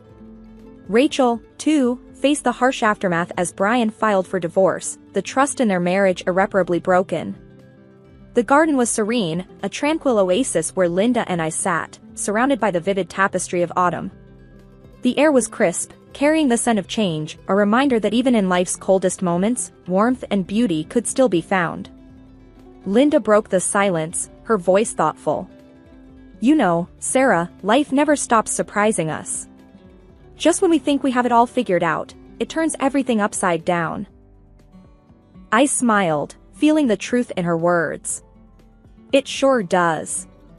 But somehow, it's in these upside-down moments that we really find our strength, don't you think? She nodded, her eyes reflecting the wisdom of experiences lived and lessons learned. Absolutely. Strength and maybe a bit of stubbornness too. Our laughter mingled with the gentle rustle of leaves, a symphony of resilience and renewed spirit. The conversation drifted, touching on memories, dreams, and the open road ahead. I've been giving it a lot of thought. I began, the idea that had been simmering in my mind now ready to be shared. I think it's time for a new chapter, Linda. A new place, new faces, a new start. Linda's eyes widened slightly, a mix of surprise and understanding. A new place? That's a big step. But if anyone can make it work, it's you, Sarah. What's on your mind? Somewhere far from here. A place where the past doesn't linger around every corner. I want to rediscover myself, outside the shadows of what's happened, I said, the words painting a picture of hope and liberation. Linda reached for my hand, her touch a warm anchor in the sea of uncertainty. You'll always have a place here, Sarah. No distance can change that. And remember, I'm just a phone call away, day or night. I squeezed her hand, grateful beyond words. I know, Linda. And that means the world to me. But I feel like this is something I need to do. To prove to myself that I can start over, that I can build something new from the ground up. We all need that sometimes, a fresh start, Linda mused, her gaze following the flight of a lone bird across the sky. And while you're out there, building your new life, never forget how strong you are, Sarah. You've weathered a storm many couldn't, and you've come out stronger on the other side. The sun began its descent, painting the sky in shades of orange and pink. The garden, a riot of colors and life, stood as a testament to new beginnings and the resilience of nature. As the day faded into evening, the garden became a silhouette against the twilight sky.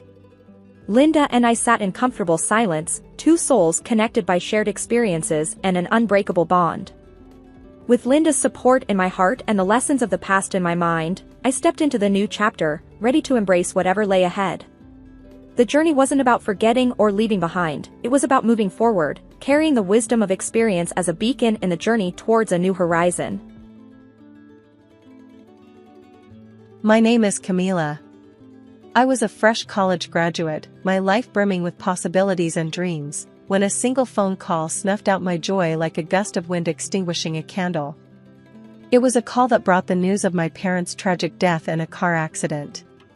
The two people who had been my pillars of strength, my guiding lights, were suddenly gone. The shock of it was like a punch to the gut. I was a grown woman, yes, but I was just starting to navigate the adult world. My parents had been my safety net, my guides. Their sudden absence left me feeling like a ship adrift in a stormy sea. My father, with his hearty laughter and endless wisdom, was my hero. He was a man of strength and kindness, always ready with a word of advice or a comforting hug. I remember our long walks in the park, our deep conversations about everything from philosophy to the latest football game. He was my rock, my safe harbor in the stormy sea of life. My mother, with her gentle nature and unwavering support, was my best friend. She was the one who held my hand during scary movies, who stayed up late helping me with school projects, who was always there with a comforting word and a warm hug. Her love was a constant, soothing presence in my life. Their absence left a gaping hole in my life, a void that seemed impossible to fill. The house felt too quiet, too empty without their laughter and love filling it. Every corner was a reminder of them, every object a memory. In the midst of my grief, a man named Richard appeared. He was a worker at a trading company who happened to be at the scene of the accident. He had provided a witness statement, and he felt compelled to reach out to me, to offer his support. "Camila," he said, his voice filled with sincerity, "I can't express how sorry I am for your loss. I saw what happened. It's not fair, and it's not right. If you need anything at all, please don't hesitate to ask." His words, though simple, were a lifeline in the storm of my grief. Richard became a steady presence in my life, helping me navigate the legalities of the accident, the insurance claims, the mountain of paperwork that seemed to multiply every day. His support was invaluable, his kindness a balm for my aching heart. As the weeks turned into months, Richard and I grew closer. Our conversations grew longer, our silences more comfortable. One day, he took a deep breath, looked me in the eye, and said, "Camila, I've come to care about you a lot. More than I've cared about anyone else. Would you consider marrying me?" I was taken aback, but I looked into his eyes and saw the sincerity there. I thought about the comfort he had provided, the strength he had shown. And I said yes. I said yes to a new beginning, yes to a new chapter in my life. The wedding was a blur of joy and laughter, a day filled with hope and promise. After the celebrations, Richard and I moved into his house that was as grand as it was cold. The house was a testament to Richard's success, a symbol of the wealth he had amassed in his trading business. I was awestruck by its grandeur, but I couldn't shake off the feeling of unease that crept over me each time I stepped into its marble halls. Soon after the move, I discovered I was pregnant. The news filled me with a sense of joy and anticipation. I dreamed of our child, of the life we would provide for him. Richard seemed pleased as well, but there was a hardness in his eyes that I couldn't quite understand. Our son, Max, was born on a clear winter morning. He was a beautiful baby, with Richard's dark hair and my bright blue eyes. Holding him in my arms, I felt a love so profound, so overwhelming, it took my breath away. Richard, too, seemed smitten with our son. But as the weeks turned into months, I noticed a change in him. One day, Richard came home late from work, his face set in a grim line. "Camila," he said, his voice devoid of its usual warmth, "we need to talk about our expenses." I was taken aback. "What about them?" I asked, feeling a knot of worry form in my stomach. He threw a stack of bills on the table, his expression stern. "They've gone up, Camila," he said, his voice cold. "Ever since Max was born, we're spending much more than we used to." I felt my heart sink. "But Richard," I said, "we have a baby now.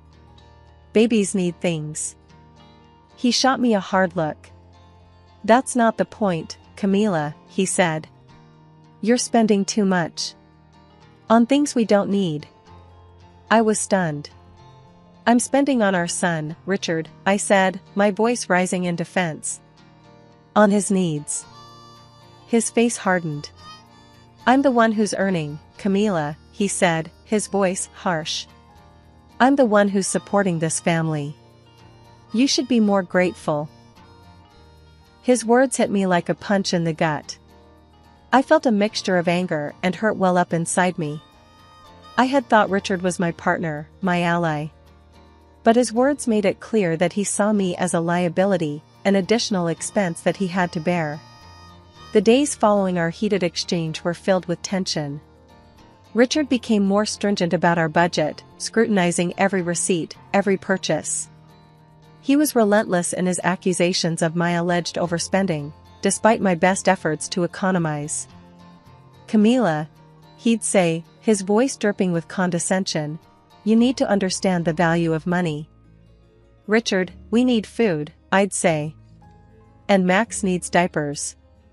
We can't just stop buying them." He'd look at me, his eyes hard and cold. "Then figure it out, Camila. Make do with less." I'd bite my tongue, holding back the retort that was on the tip of it. It wasn't that I didn't understand the value of money, it was that Richard seemed to value it more than he did his own family. Food shopping became a game of strategy. I'd scour the aisles for the cheapest products, calculate the cost per meal, per person. I'd choose the store brands over the name brands, the bruised apples over the pristine ones. I'd walk miles to the store and back, foregoing the cost of public transport to save a few dollars. Richard's decree extended to clothing as well. "No new clothes," he'd said, his voice firm, unyielding. "Make do with what you have." I looked at my worn-out wardrobe, the frayed edges of my dresses, the faded colors of my shirts. I felt a pang of sadness. I wasn't asking for designer clothes or expensive jewelry. Just something new, something that hadn't been worn to threads. One day, I saw a beautiful little jumper for Max in a store window. It was on sale, but even then, it was more than I could afford. I walked away, my heart heavy. When I got home, Richard was there. "You were at the store, weren't you? Buying more stuff we don't need." "I didn't buy anything, Richard," I said, my voice steady. "I can't." "You've made sure of that." He scoffed. "Don't play the victim, Camila. You're the one who can't control her spending." I looked at him, my heart pounding. "I'm trying to provide for our son, Richard. Can't you see that?" He got up, his face red. "I'm the one providing for this family, Camila. You're just spending my money." I felt a surge of anger. "Your money? Richard, we're a family. It's our money." He laughed, a harsh, bitter sound. "Oh, Camila. You're so naive." I stood my ground, my hands clenched. "No, Richard. I'm not naive. I'm just trying to do what's best for our son." He glared at me. "And I'm trying to save us from bankruptcy. But you wouldn't understand that, would you?" With that, he stormed out of the room, leaving me standing there, my heart aching. All the while, I noticed Richard's lifestyle remained unchanged. He still wore his designer suits, still splurged on expensive gadgets. He'd come home with a new phone, a new laptop, a new watch, while I was left to mend old clothes and ration our meals. "Richard," I'd say, trying to keep the bitterness out of my voice, "how come you get to buy new things, but I can't?" He'd look at me, a smug smile on his face. "Because I earn the money, Camila. I get to decide how it's spent." His words stung, a slap in the face. I was his wife, the mother of his child, but he treated me like a burden, like an unwanted expense. His greed was clear, his arrogance palpable. He valued his gadgets more than he valued us. It was a Tuesday when Max came down with a fever. His little body was hot to the touch, his eyes were red from crying. I knew I had to get him medicine, and quick. I rummaged through the cupboards, my heart sinking when I saw them bare. We were out of money, out of options. I did the only thing I could. I took the last of our cash, the money I'd been saving for Richard's favorite steak, and bought medicine for Max. I knew Richard would be mad, knew he'd be furious. But Max was more important. He was my son, my baby. I couldn't let him suffer. When Richard came home that night, he was in a foul mood.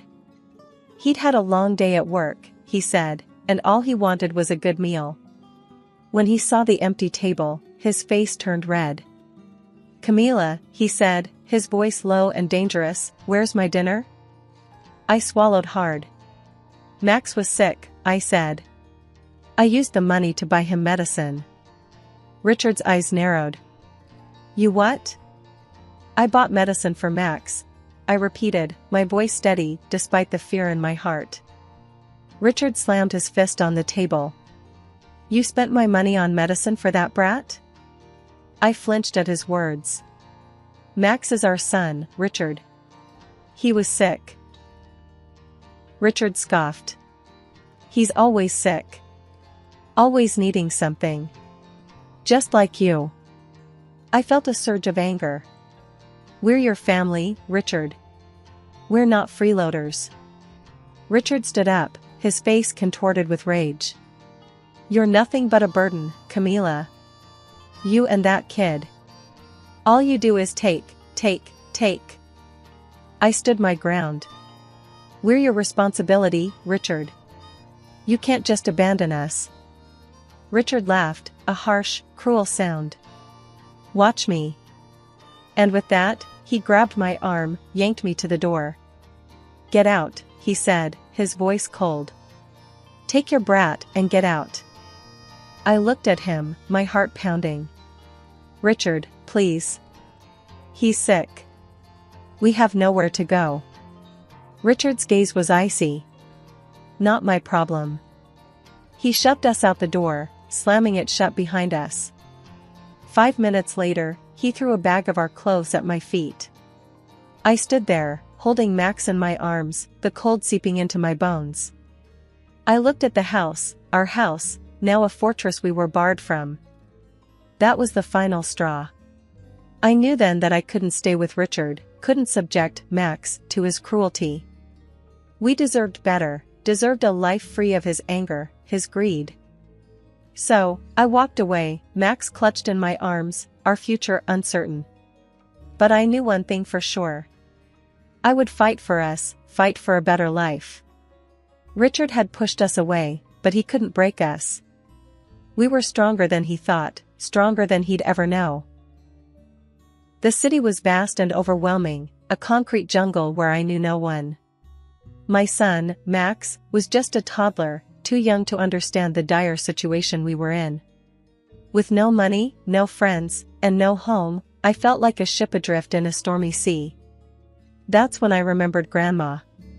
My father's mother, a woman I had seen only once in my life, came to mind.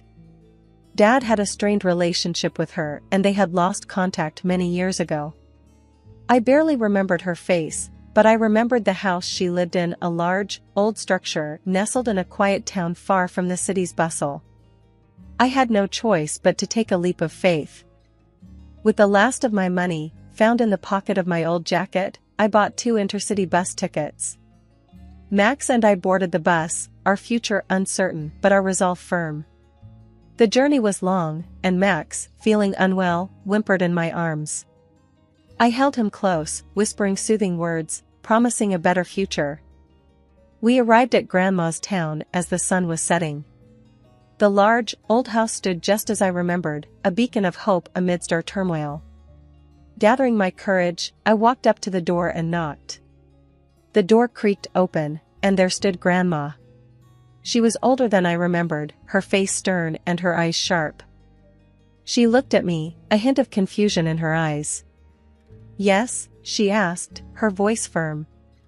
I swallowed my fear and introduced myself. "Grandma, it's me, Camila. I'm your son's daughter." She squinted at me, studying my face. After a moment, recognition dawned on her. "You have your father's eyes," she said, her voice softer. She opened the door wider, inviting us in. We stepped into the house, its warmth a stark contrast to the cold outside. I told Grandma everything about Richard, about Max's illness, about our eviction. I poured out my fears and worries, the burdens I had been carrying alone for so long. Grandma listened, her face hardening as I mentioned Richard. "That scoundrel," she spat, her eyes flashing with anger. "He'll get what he deserves." In that moment, I felt a surge of relief. Here was someone who believed in me, someone who was on my side. Grandma offered us a place to stay, a place to call home. We were no longer alone, we had Grandma. That night, as Max slept soundly in a warm bed and I sat by the fire with Grandma, I felt a glimmer of hope. The journey to Grandma's was fraught with uncertainty and fear, but it led us to a safe haven. It was our first step towards a new life, a life away from Richard's shadow. The attic was a dusty, forgotten place, filled with boxes upon boxes of old stuff. Grandma hadn't been up there in years, and it showed. The air was thick with the smell of old paper and mothballs, and the floor creaked under my weight. "Be careful, Camila," Grandma called from the bottom of the stairs. "It's been ages since anyone's been up there." I nodded, my eyes scanning the room. As a person trained as a restorer, I could see the potential in the discarded items. There were old furniture pieces, paintings, knickknacks, all covered in a thick layer of dust. It was like stepping into a time capsule, a glimpse into the past. With Grandma's permission, I started working on the items. I cleaned, repaired, and restored them, bringing them back to life. Each piece had a story to tell, a history to uncover. It was a labor of love, a way to keep my mind off the troubles of the past. Days turned into weeks, and before I knew it, the attic was transformed. The old, discarded items were now beautiful antiques, their value increased tenfold. I took some of them to a local antique store, hoping to make a small profit. The owner, a man named Mr. Peterson, was surprised by the quality of the items. "These are fantastic, Camila," he said, his eyes wide. "Where did you find them?" "In my grandma's attic," I replied, a smile playing on my lips. She had no idea what she was sitting on. Mr. Peterson laughed, shaking his head in disbelief. "Well, she's a lucky woman to have a granddaughter like you." I blushed, thanking him for his kind words. He bought all the items, giving me a hefty sum of money. I was stunned. I had hoped for a small profit, but this was beyond my wildest dreams. When I returned home, Grandma was waiting for me. "How did it go?" she asked, her eyes hopeful. I showed her the money, her eyes widening in surprise. "Oh my, Camila," she said, her voice shaky. "I can't believe it." I shrugged, trying to hide my excitement.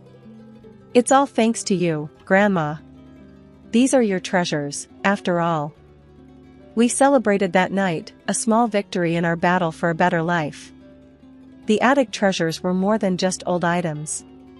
They were a reminder that even in the darkest times, there is always a glimmer of hope. From then on, I continued to restore the items in the attic. Each piece brought us closer to our goal, each SIL a step towards our new life. The attic treasures were our lifeline, our saving grace. And we were grateful for them, for the hope they brought us, for the future they promised.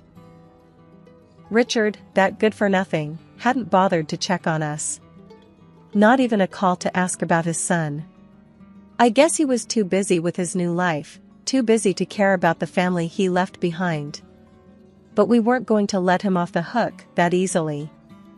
Grandma had a friend, a lawyer named Stan. He was a tough old bird, sharp as a tack, and he didn't take any nonsense. "We'll get that bastard," he promised, his eyes hard. "He won't get away with this." With Stan's help, we filed a claim for child support. Richard was furious when he found out. He called me, his voice a venomous hiss. "You'll regret this, Camila," he threatened. "You don't know what you're getting into." But I wasn't scared. Not anymore. "Bring it on, Richard," I shot back. "We'll see who regrets it in the end." The day of the court hearing arrived. Richard strutted in, all puffed up like a peacock, his lawyer by his side. He sneered at me, his eyes cold and hard. But I didn't flinch. I was ready for him. Stan presented our case, his voice steady and firm. He talked about Max, about how Richard had abandoned us, about how he hadn't paid a dime for his son's upkeep. The judge listened, his face impassive. Then it was Richard's turn. His lawyer was smooth, his words slick. He painted Richard as the victim, as a man wronged by his vindictive ex-wife. But we had a trump card. I played a recording of Richard's tirade the night he kicked us out. He didn't know about it, and I decided to surprise him. His threats, his cruel words, all for the court to hear. The room fell silent as his voice filled the air, his true nature exposed for all to see. Richard's face turned pale, his confident facade crumbling. The judge frowned, his eyes hard. "This court will not tolerate such behavior," he said, his voice stern. "Mr. Jackson, you will pay child support as required by law. You also have to pay for the emotional abuse of your ex-wife and son." Richard was stunned. He looked at me, his eyes full of disbelief. But I didn't gloat. I didn't need to. The look on his face was victory enough. After the court hearing, Richard tried to worm his way back into our lives. He called me, his voice all sweet and smooth, like honey dripping from a spoon. "Camila," he said, "let's start over. For Max's sake." I laughed, a bitter, cynical laugh. "Start over? With you?" I shook my head, even though he couldn't see me. "No, Richard. We're done." I could hear the surprise in his voice. "But Camila," he stammered, "you need me. You can't survive without my money." That's where he was wrong. I had a job now, a good job. I was a restorer, working for a local antique store and a museum. I was making good money, enough to support Max and me. And with Grandma's help, we were doing just fine. "I don't need you, Richard," I said, my voice steady. "I've got a job. A good job. And Max and I are doing just fine." There was silence on the other end of the line. Then Richard laughed, a harsh, bitter laugh. "You? Working? I don't believe it." "Well, you better start believing it," I shot back. "Because it's true. And guess what, Richard? I'm not just surviving. I'm thriving." There was more silence. Then Richard hung up, his parting words a venomous hiss. "You'll regret this, Camila. You'll see." But I wasn't scared. Not anymore. I had found my strength, my independence. And there was no going back. The next few months were a whirlwind. I was busy with work, with Max, with life. But I was happy. Truly, genuinely happy. For the first time in a long time, I felt free. Free from Richard, free from fear, free from uncertainty. Grandma was proud of me. "You did good, kid," she said one day, her eyes twinkling. "You stood up for yourself. You took control of your life." I smiled, feeling a sense of pride. "Thanks, Grandma," I said. "I couldn't have done it without you." And that was the truth. Grandma had been my rock, my support. She had stood by me, had helped me find my strength. And for that, I was grateful. The sweet taste of victory was more than just a court win. It was a personal victory, a testament to my strength, my resilience. It was a reminder that I was more than just Richard's ex-wife. I was a survivor, a fighter, a mother, a restorer. And as I looked at Max, his eyes bright with laughter, his face full of joy, I knew I had made the right choice. I had chosen to fight, to stand up for myself, for my son. And I had won. I'm Mary, 29, an accountant. I've always been the kind of person who thrives on order and predictability. But then, life threw me a curveball named Mike. We met at a mutual friend's birthday party. The moment I walked in, I spotted him across the room, laughing loudly, the center of attention. I was content to stay in the background, but my friend, Jess, had other ideas. "Mary, you've got to meet Mike. He's hilarious," Jess insisted, dragging me over to him. I remember thinking, this is going to be awkward, but to my surprise, it wasn't. Mike was easygoing, his laughter infectious. I found myself laughing more in that one evening than I had in months. "Hey, I'm Mike." "And you are?" he asked with a smile that reached his eyes. "Mary. Nice to meet you," I replied, a bit more enthusiastically than I intended. He cracked a joke about accountants being party animals in disguise, and I couldn't help but laugh. We spent the rest of the evening chatting. He was into graphic design, loved indie music, and had a passion for cooking. I remember leaving the party feeling lighter, happier. Mike had this way of making everything seem fun and exciting. Over the next few weeks, we saw a lot of each other. He'd show up at my apartment with takeout from the newest restaurant in town or tickets to a concert. "Life's too short for routines, Mary. Gotta mix it up," he'd say. I was drawn to his spontaneity, a stark contrast to my structured life. He had this knack for pulling me out of my comfort zone, and I loved it. But I started to notice little things. Like how he'd casually drop $100 on a night out without a second thought, or how he'd switch jobs because he got bored with the old one. I tried talking to him about it once. We were at my place, and I broached the subject as delicately as I could. "Mike, don't you think you should be a bit more careful with money? And maybe stick with a job longer?" He just laughed it off. "Mary, you worry too much. Life's about having fun. Money, jobs, they come and go." I wanted to argue, to explain that that's not how the world works, but I didn't. I let it slide, telling myself that it was just Mike being Mike. When he proposed, it was out of the blue. We were walking in the park, and he just blurted it out. "Marry me, Mary. Let's make this adventure official." It was impulsive, irrational, and completely Mike. And I said yes. We moved in together, into my house. It seemed like the perfect start to our life together. And I thought, maybe, just maybe, opposites could really attract and hold together. The days of laughter and impromptu adventures with Mike gradually gave way to a sobering reality. His carefree attitude, once the source of our connection, started to feel more like a growing divide. It was a Thursday evening when the first major crack appeared. I had stayed late at work to catch up on some demanding accounts. Tired and hungry, I arrived home, hoping for a quiet night. Instead, I walked into a scene that looked like the aftermath of a shopping spree. Bags from various stores were strewn across the living room, and there was Mike, lounging on the sofa with a self-satisfied grin. "Mary, you're home.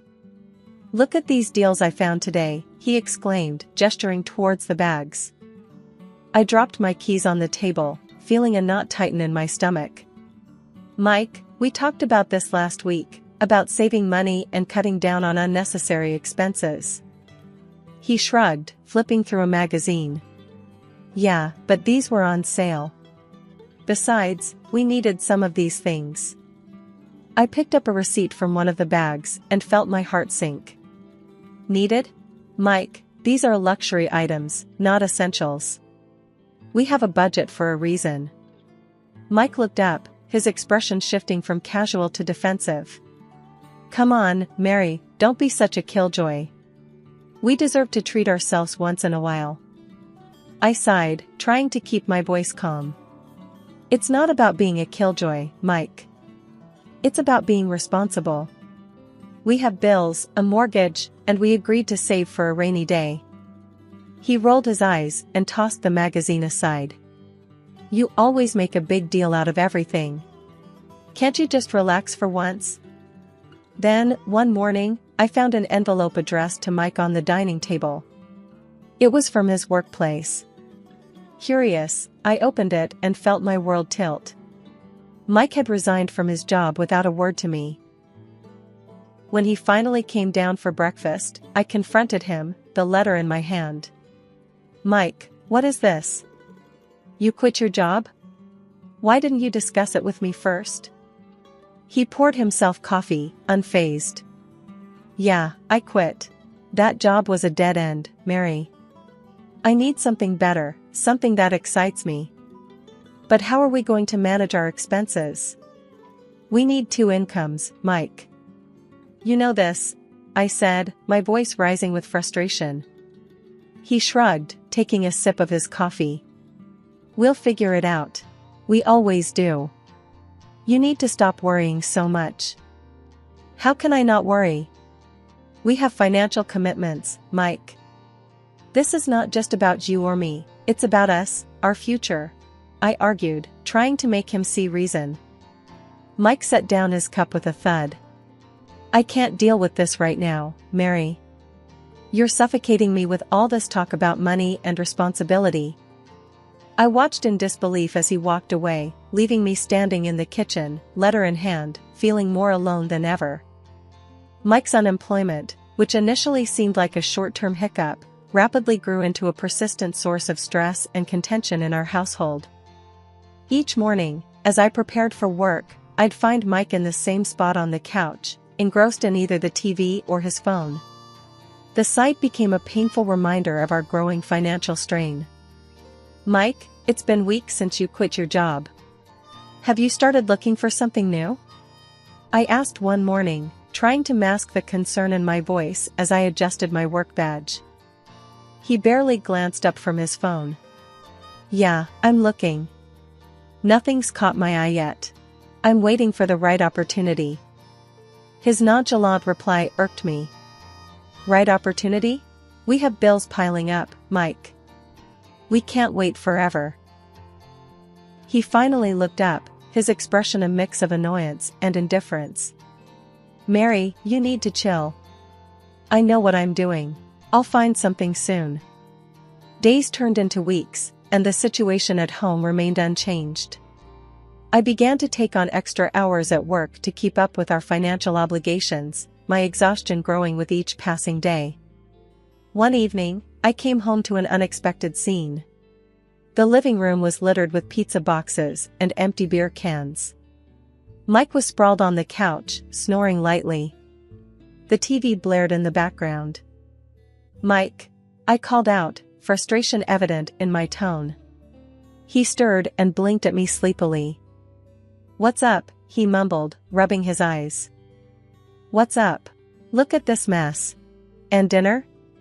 Were you planning to cook tonight?" I asked, my patience wearing thin. He sat up, yawning. "Oh, I forgot. Got caught up with the game. Grab something on your way home next time." I felt a surge of anger. "I'm working extra hours to make ends meet, Mike. The least you could do is help around the house." He stood up, stretching lazily. "I didn't ask you to work extra. You're choosing to stress yourself out." The conversation escalated quickly. "Choosing to stress out? Mike, if I don't, how are we going to survive? You're sitting here doing nothing while I'm out there trying to keep us afloat." Mike's expression hardened. "I'm not doing nothing. I'm trying to find a job. You think I like being stuck at home? Trying? By sitting on the couch all day? You're not even trying, Mike. This isn't what I signed up for when we got married." I shot back, my voice tinged with both anger and sadness. Mike scoffed. "Well, sorry for not living up to your perfect standards, Mary. I didn't realize I married a nag." I was taken aback by his harsh words. "A nag?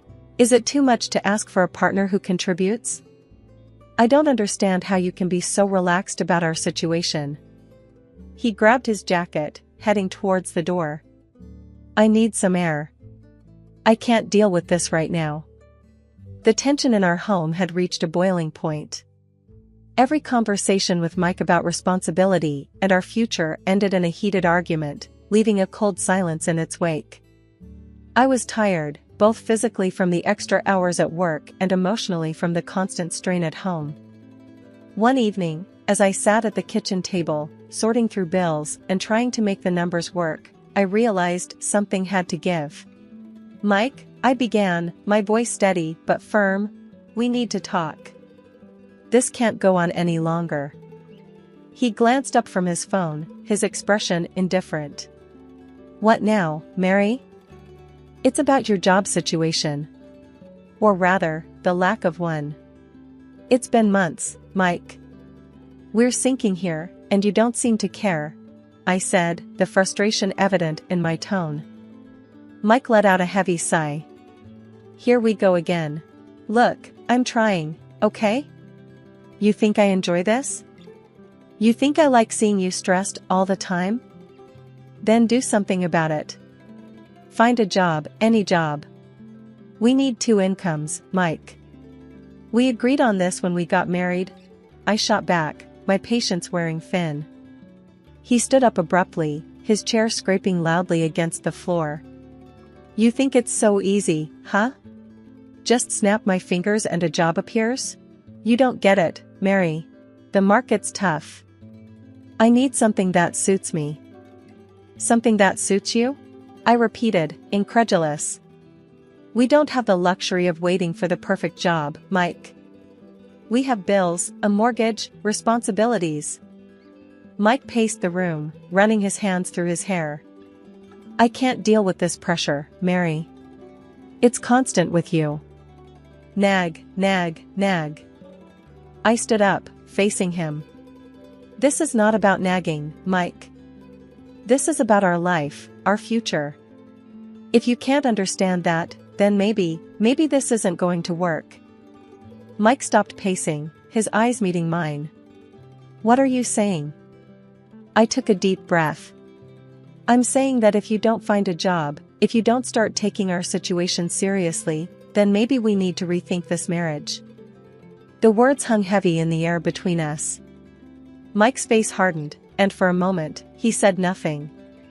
Then, without a word, he grabbed his jacket and stormed out, slamming the door behind him. I sat back down, my hands trembling slightly. I hadn't meant for it to come to this, but the endless cycle of arguments and indifference had worn me down. Days passed with no word from Mike. The silence was both a relief and a worry. Then, late one evening, my phone rang, jolting me out of my thoughts. It was the hospital. "Mrs. Smith? Your husband, Mike Smith, was brought in after an accident. He's stable, but he sustained some injuries." The news hit me like a punch to the stomach. I rushed to the hospital, my mind racing with worry and 1,000 unanswered questions. The sterile, impersonal atmosphere of the hospital was a sharp contrast to the emotional turmoil I was feeling. Sitting beside Mike's hospital bed, I watched him, his leg in a bulky cast, his face reflecting pain and vulnerability. It was a side of Mike I hadn't seen before, and it stirred a complex mix of emotions within me. As Mike's eyes fluttered open, he squinted at me, confusion giving way to realization. "Mary? You're here." His voice was weak, laden with a mix of guilt and relief. I forced a smile, trying to keep the conversation light. "Yeah, I'm here. How are you feeling?" He winced as he tried to adjust his position. "Like I'd been run over." Which, I guess, isn't far from the truth. "What did the doctors say?" "They said you were lucky. The injury could have been worse. It's a severe fracture, and you'll need time to heal," I explained, watching his face for a reaction. Mike exhaled deeply, his eyes meeting mine. "Mary, I'm sorry. I've been such a fool, and now this," his voice trailed off. I sighed, feeling a wave of conflicting feelings. "Mike, we can sort through all that later. Right now, you need to focus on getting better." But he persisted, a hint of urgency in his tone. "No, I need to say this. I've been self-centered, and I've put you through so much. This accident, it's made me see things differently." I listened, unsure of how to respond. "I appreciate you saying that, Mike. But it's going to take more than words to fix what's been broken. He nodded solemnly. I know, and I want to make it right. I'll find a job as soon as I'm able. I'll help out more around the house, whatever it takes. The conversation was briefly interrupted by the nurse who came in to check on Mike's vitals. After she left, we resumed our talk. Mike, it's not just about the job or the housework. It's about us, our relationship. We've been drifting apart, and it's going to take effort to bridge that gap, I said, my voice steady but filled with emotion. He reached out, taking my hand. I know I've messed up, Mary. But this accident, lying here, all I could think about was you. How much you mean to me, and how I've taken you for granted. I felt a lump in my throat. His words were touching, yet I was cautious. I want to believe you, Mike. I really do. But we've had so many false starts. I need to see that you're serious about this change. The nurse returned, her cheerful demeanor a stark contrast to the heavy mood. We're going to start some mild physiotherapy soon. It'll be a journey, but you're in good hands. After she left, Mike looked at me, a newfound resolve in his eyes. I know it's going to be a long road, but I want you with me, Mary. If you're willing to give me that chance. Bringing Mike home from the hospital marked the beginning of a new, challenging chapter in our lives. His broken leg meant he was confined to the bed or the couch, and his dependence on me for the simplest of tasks was a stark change from his previous self-reliance. The first few days were a flurry of adjusting to the new routine. I juggled my work commitments with playing nurse to Mike. One evening, after a particularly long day at work, I came home to find Mike glaring at the TV, a frown etched on his face. Mike, how are you feeling? Do you need anything? I asked, dropping my bag and kicking off my shoes. He turned his head, his expression sour. Where have you been? I've been calling out for help to get to the bathroom, and you were nowhere. I felt a twinge of guilt mixed with frustration. I had to stay late at work, Mike. You know my job is demanding. I can't just leave whenever I want. He scoffed. Well, maybe your job shouldn't be more important than your husband. As the days went on, Mike's demands grew. He wanted specific meals at specific times, his medication handed to him on the dot, and constant attention. If something wasn't to his liking, he made sure to voice his displeasure. One Saturday, I spent hours preparing his favorite dish, hoping it would lift his spirits. As I set the plate down in front of him, he looked at it and then up at me with disdain. This is what you made? It's too salty. Can't you do anything right? I felt my patience snap. Mike, I've been running around all day, trying to take care of you and keep up with everything else. A little appreciation wouldn't hurt. He sneered, pushing the plate away. Appreciation? For this? I'm stuck in this bed because of my leg, and all I ask is for a decent meal. I stood up, my hands trembling with anger. You know what, Mike? I'm not your servant. I'm your wife, and I deserve some respect. Mike's eyes flashed with anger. Respect? You want respect? How about respecting my condition? I'm the one who's suffering here. As I walked away to cool down, I realized that the man I was trying to help was becoming increasingly unrecognizable. The sweet, apologetic person I had seen in the hospital had vanished, replaced by someone who seemed to take pleasure in belittling me at every turn. That fateful day, I returned home from work earlier than usual. The house, usually quiet during these hours, echoed with an unfamiliar sound of laughter coming from Mike's room. My heart pounding, I tiptoed closer, a sense of dread growing with each step. Peering through the slightly open door, I saw Mike, animated and cheerful, chatting on the phone. Oh yeah, I've settled in quite well here, he said with a laugh. Mary doesn't have a clue. My breath caught in my throat. Who was he talking to? What was he talking about? A cold shiver ran down my spine as I processed his words. I backed away, my mind racing, then loudly re-entered the house, slamming the door to announce my presence. I composed myself and walked into his room. Mike, hearing the door slam, quickly changed his demeanor and ended the call. "Mary, you're back," he said, feigning weakness. "Hey, how are you feeling?" I asked, masking my turmoil with a concerned smile. "Just the same, you know," he replied, avoiding my gaze. The next day, I contacted a private detective, someone I knew from a previous work case. "I need you to find out everything about my husband's activities," I told him over the phone. "And there's a woman he might be involved with." While the detective did his work, I played the part of the dutiful wife. It was agonizing, acting as if everything was normal when every instinct screamed that my world was falling apart. 2 weeks later, the detective got back to me.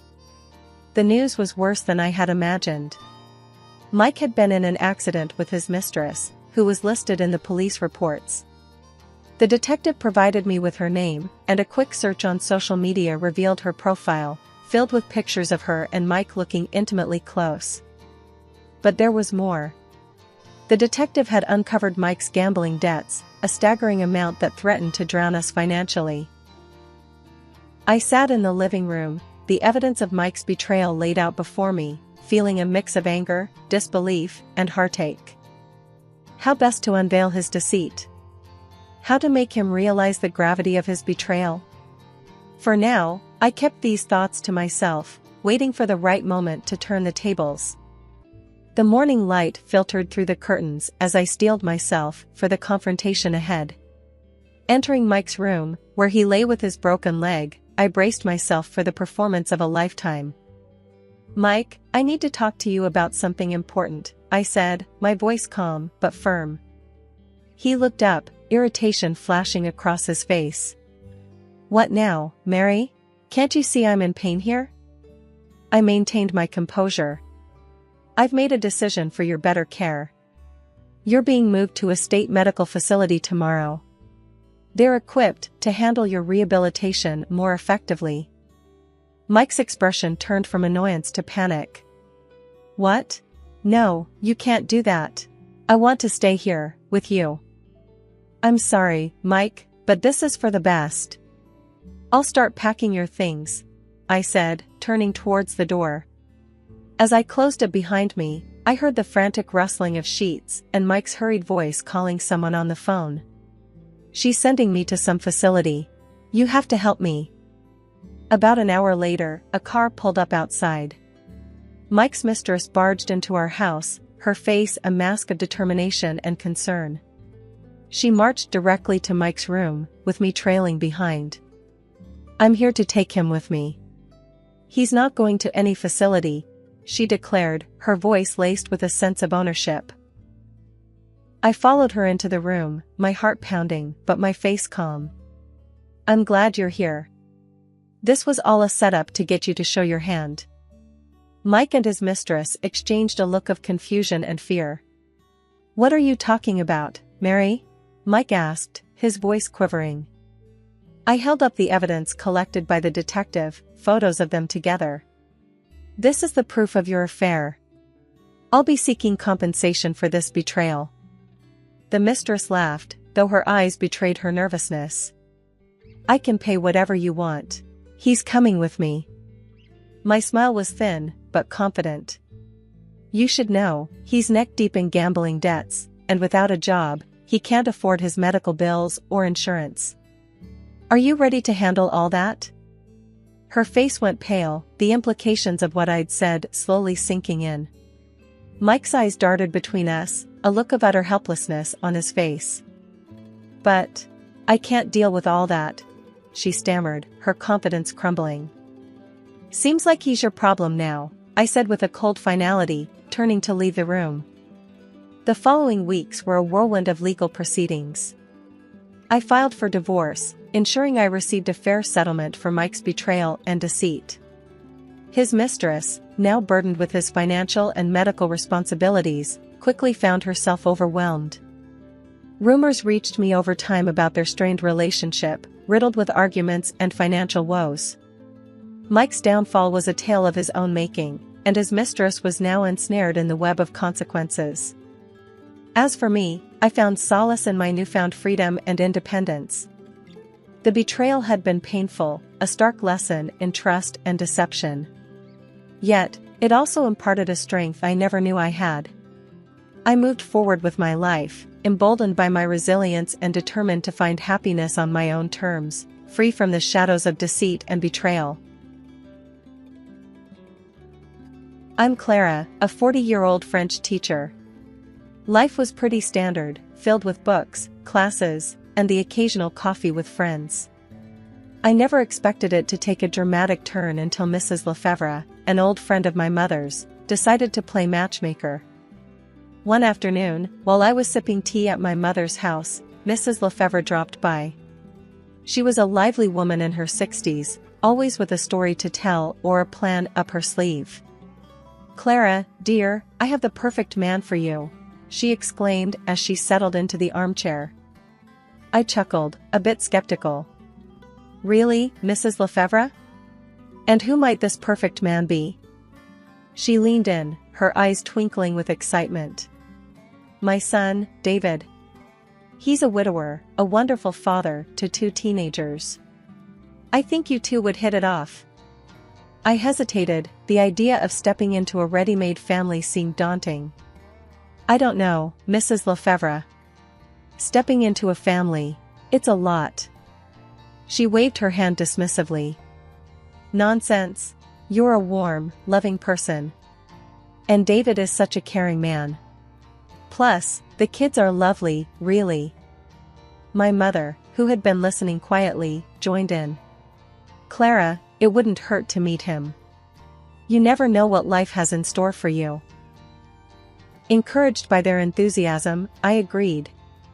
A meeting was set up at a local cafe the following week. The day arrived, and I found myself sitting across from David, a man with kind eyes and a gentle demeanor. We talked about everything, from our jobs to our hobbies. He was a civil engineer and loved hiking, while I shared stories about my teaching and my love for French literature. "Your mom tells me you're a fantastic teacher," David said, smiling warmly. I blushed slightly. "Well, I love my job. Teaching French is my passion." "And your mom mentioned you're quite the hiker." He laughed. "Yeah, when I get the chance. But with Sophie and Max, my free time is usually spent on more family-oriented activities." The way he spoke about his children, Sophie and Max, was endearing. They were 14 and 12, stepping into the challenging teenage years. "We all have our hands full with teenagers, don't we?" I joked, thinking of my rowdy students. By the time we finished our coffees, I felt a connection with David, a sense of understanding and mutual respect. We agreed to meet again, and I found myself looking forward to it. After David and I got married, life settled into a comfortable routine that I cherished deeply. The addition of Sophie and Max, David's children, into my life was a source of joy, filling a gap I didn't know existed. I loved being a part of their lives, even though they never called me mom. The bond we shared was unique and special in its own way. One lazy Sunday afternoon, I found myself in the kitchen, baking cookies with Sophie. The air was filled with the sweet aroma of chocolate and vanilla. "Clara, do you think these cookies will turn out okay? I'm not very good at this," Sophie said, a hint of doubt in her voice as she mixed the dough. I smiled at her. "You're doing great, Sophie. Baking is like learning a new language, it takes a little practice, but you'll get the hang of it." Sophie beamed, her confidence boosted. "Thanks, Clara. It's fun baking with you." Just then, Max bounded into the kitchen, his energy almost palpable. "What's cooking, ladies? It smells awesome." "We're making cookies. Want to help us with the decorations later?" I asked, knowing his creative flair would add a fun element to our baking. Max nodded enthusiastically. "Sure. I'll make them look super cool." The afternoon passed with laughter and light-hearted banter. It was moments like these that made our house a home. Later that evening, as we sat down for dinner, the conversation turned to our plans for the upcoming holiday. How about we go hiking this year? There are some great trails not far from here, David suggested, his eyes gleaming with excitement. Sophie seemed intrigued. Can we camp overnight? I've always wanted to try that. Max chimed in, yeah, and maybe do some fishing too. I watched the animated discussion, feeling a warm sense of belonging. That sounds like a great idea. A little adventure for the family, I added. David reached across the table, giving my hand a gentle squeeze. Thanks for being so open to this, Clara. I know outdoor stuff isn't really your thing. I laughed. Well, I might not be the outdoorsy type, but I'm definitely up for new experiences. Especially with you all. The dinner continued with plans and ideas being tossed around, each of us contributing to the holiday itinerary. It was a simple meal, but the warmth and love that filled the room made it memorable. That night, as David and I cleaned up the kitchen, he turned to me, his expression soft. Clara, I just want to say, you've been amazing with the kids. They've really opened up to you. I leaned against the counter, a contented sigh escaping my lips. I love them, David. They're great kids, and I just want to be there for them, in whatever way they need. He wrapped his arms around me, pulling me close. In that embrace, I felt the strength of our family bond. It was a bond that had grown over shared experiences, mutual respect, and love. I went to bed that night feeling grateful and fulfilled. Shortly after our wedding, David's mother, Mrs. Lefevre, suffered a stroke that left her paralyzed. In the blink of an eye, our lives changed drastically. I took on the responsibility of caring for her, balancing this new role with my job as a French teacher and managing household chores. These were challenging times, but I found solace in providing comfort to someone who had welcomed me with open arms into their family. Years passed, and Mrs. Lefevre's health continued to decline. Then, one fateful morning, she passed away. The loss hit me harder than I expected. She had become like a second mother to me. The day after her passing, the house was quiet, an eerie calm that felt unnatural. I was in the kitchen, lost in my thoughts, when David and the kids came in. Their expressions were solemn, but there was a strange undercurrent of anticipation in their voices. Mom's lawyer will be here this afternoon to discuss the will, David said, pouring himself a cup of coffee. Sophie chimed in, her tone surprisingly light. I wonder what Grandma left for us. She always said she had some savings aside. I was taken aback by their conversation. Shouldn't we be focusing on arranging a proper service for her? She was a big part of this family. David shrugged. We'll take care of that, but there's no harm in looking ahead, Clara. Mom would have wanted us to. As the day progressed, their excitement over the inheritance became more apparent. It was as though Mrs. Lefevre's passing was merely a pathway to financial gain. I couldn't help but feel disturbed by this blatant display of greed. That evening, after the lawyer's visit, David and the kids gathered in the living room, eagerly discussing the inheritance. I stood at the doorway, listening to them. So, we're getting a good amount, then? Max asked, his eyes gleaming. David nodded. Yes, enough to make some significant changes around here. Sophie's laughter filled the room.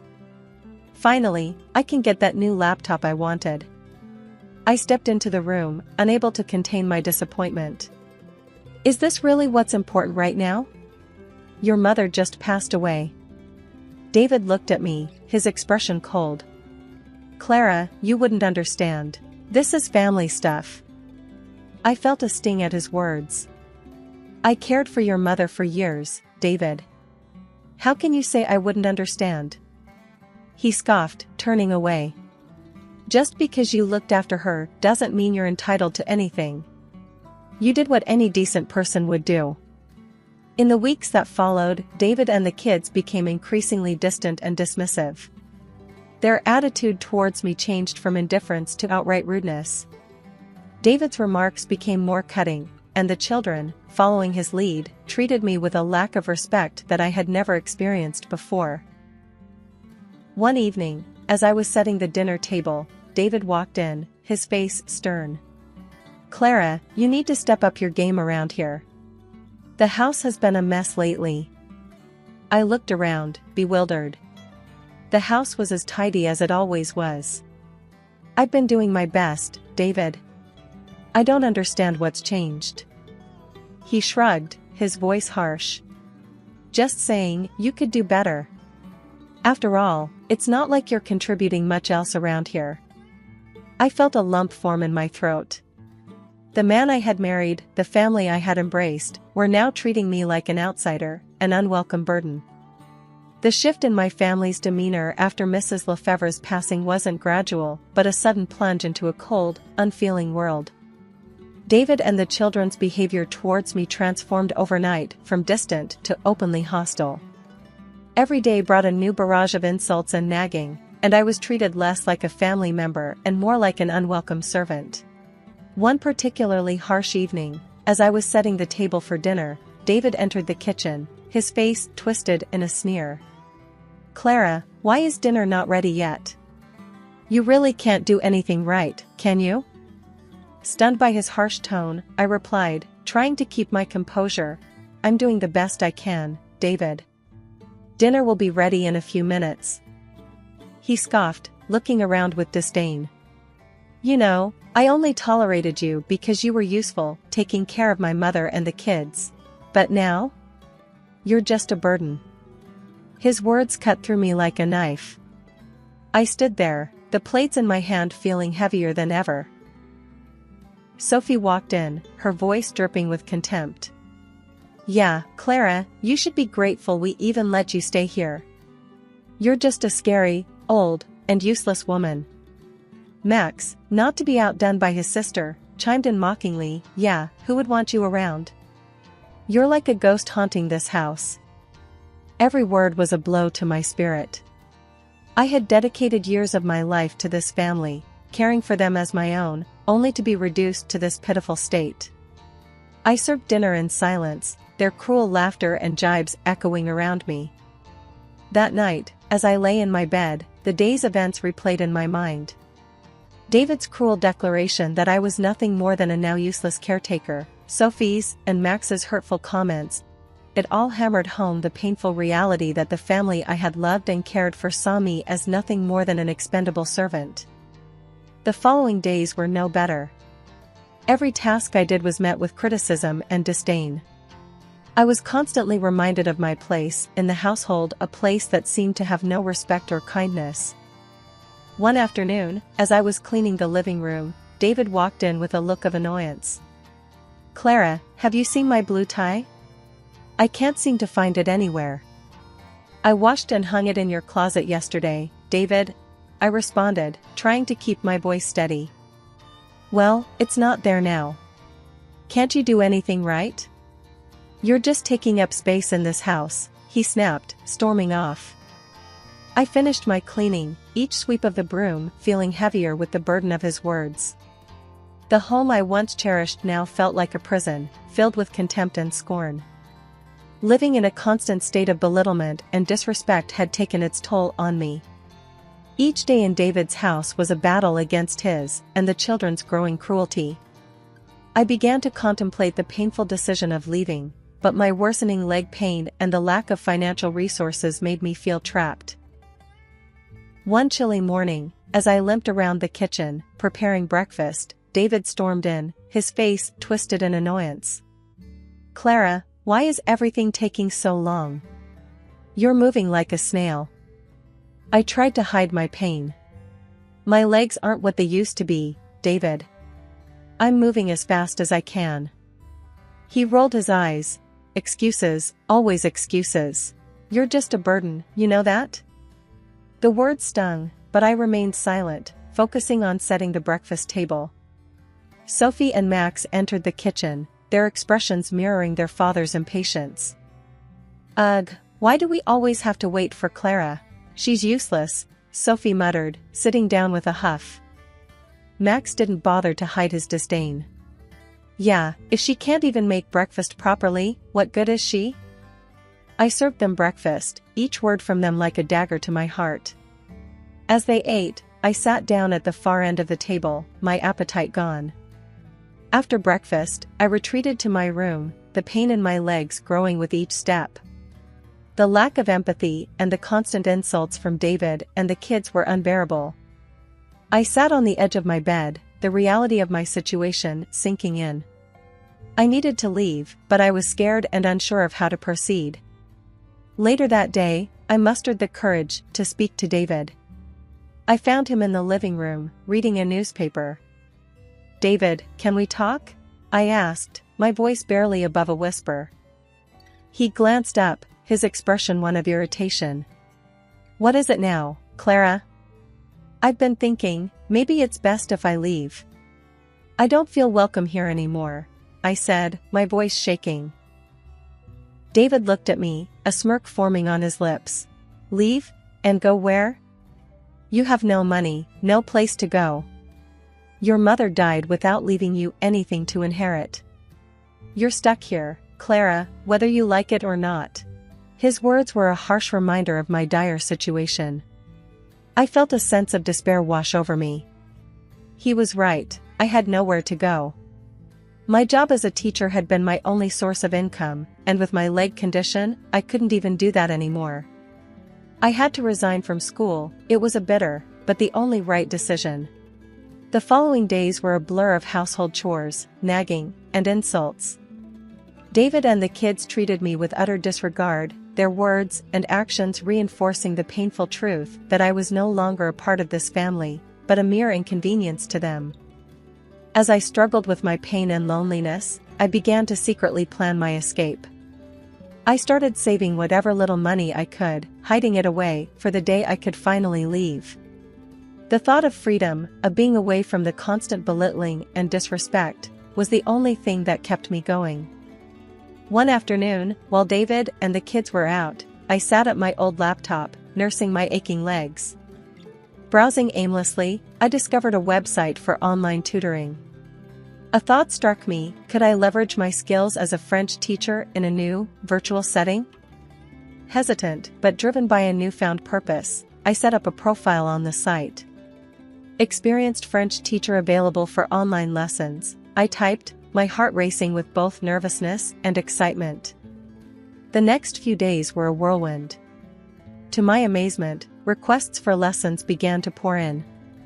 My afternoons, once filled with loneliness and despair, were now occupied with teaching French to eager students from around the world. One day, as I finished a lesson, Sophie walked in, her eyes narrowing at the sight of the laptop. "What are you doing?" she asked suspiciously. "I'm teaching French online." "It's something I'm good at," I replied, trying to keep the defensiveness out of my voice. She scoffed. "As if anyone would want to learn from you." I ignored her remark, feeling a sense of pride in my small but significant accomplishment. As weeks turned into months, my reputation as an online French tutor grew. I started earning enough to entertain the idea of independence, of a life away from the constant degradation I faced at home. The days that followed saw me juggling my newfound career with the household chores. Despite the physical pain and the emotional drain of living in a hostile environment, I found solace and strength in my teaching. Each lesson I gave was a step closer to freedom, a reminder that I was capable, valuable, and deserving of respect. The tension in the house reached its zenith the evening David announced his promotion at work. That night at dinner, the air was thick with a sense of foreboding. David, Sophie, and Max were unusually chatty, their voices laced with a smug satisfaction that sent a chill down my spine. As I served dinner, trying to ignore the dull ache in my legs, David cleared his throat, ready to make his announcement. "I've got some news. I got a promotion at work. With it, I bought a new house. Bigger, better, and it suits our new status." Sophie clapped her hands in delight. "That's amazing, Dad. When do we move?"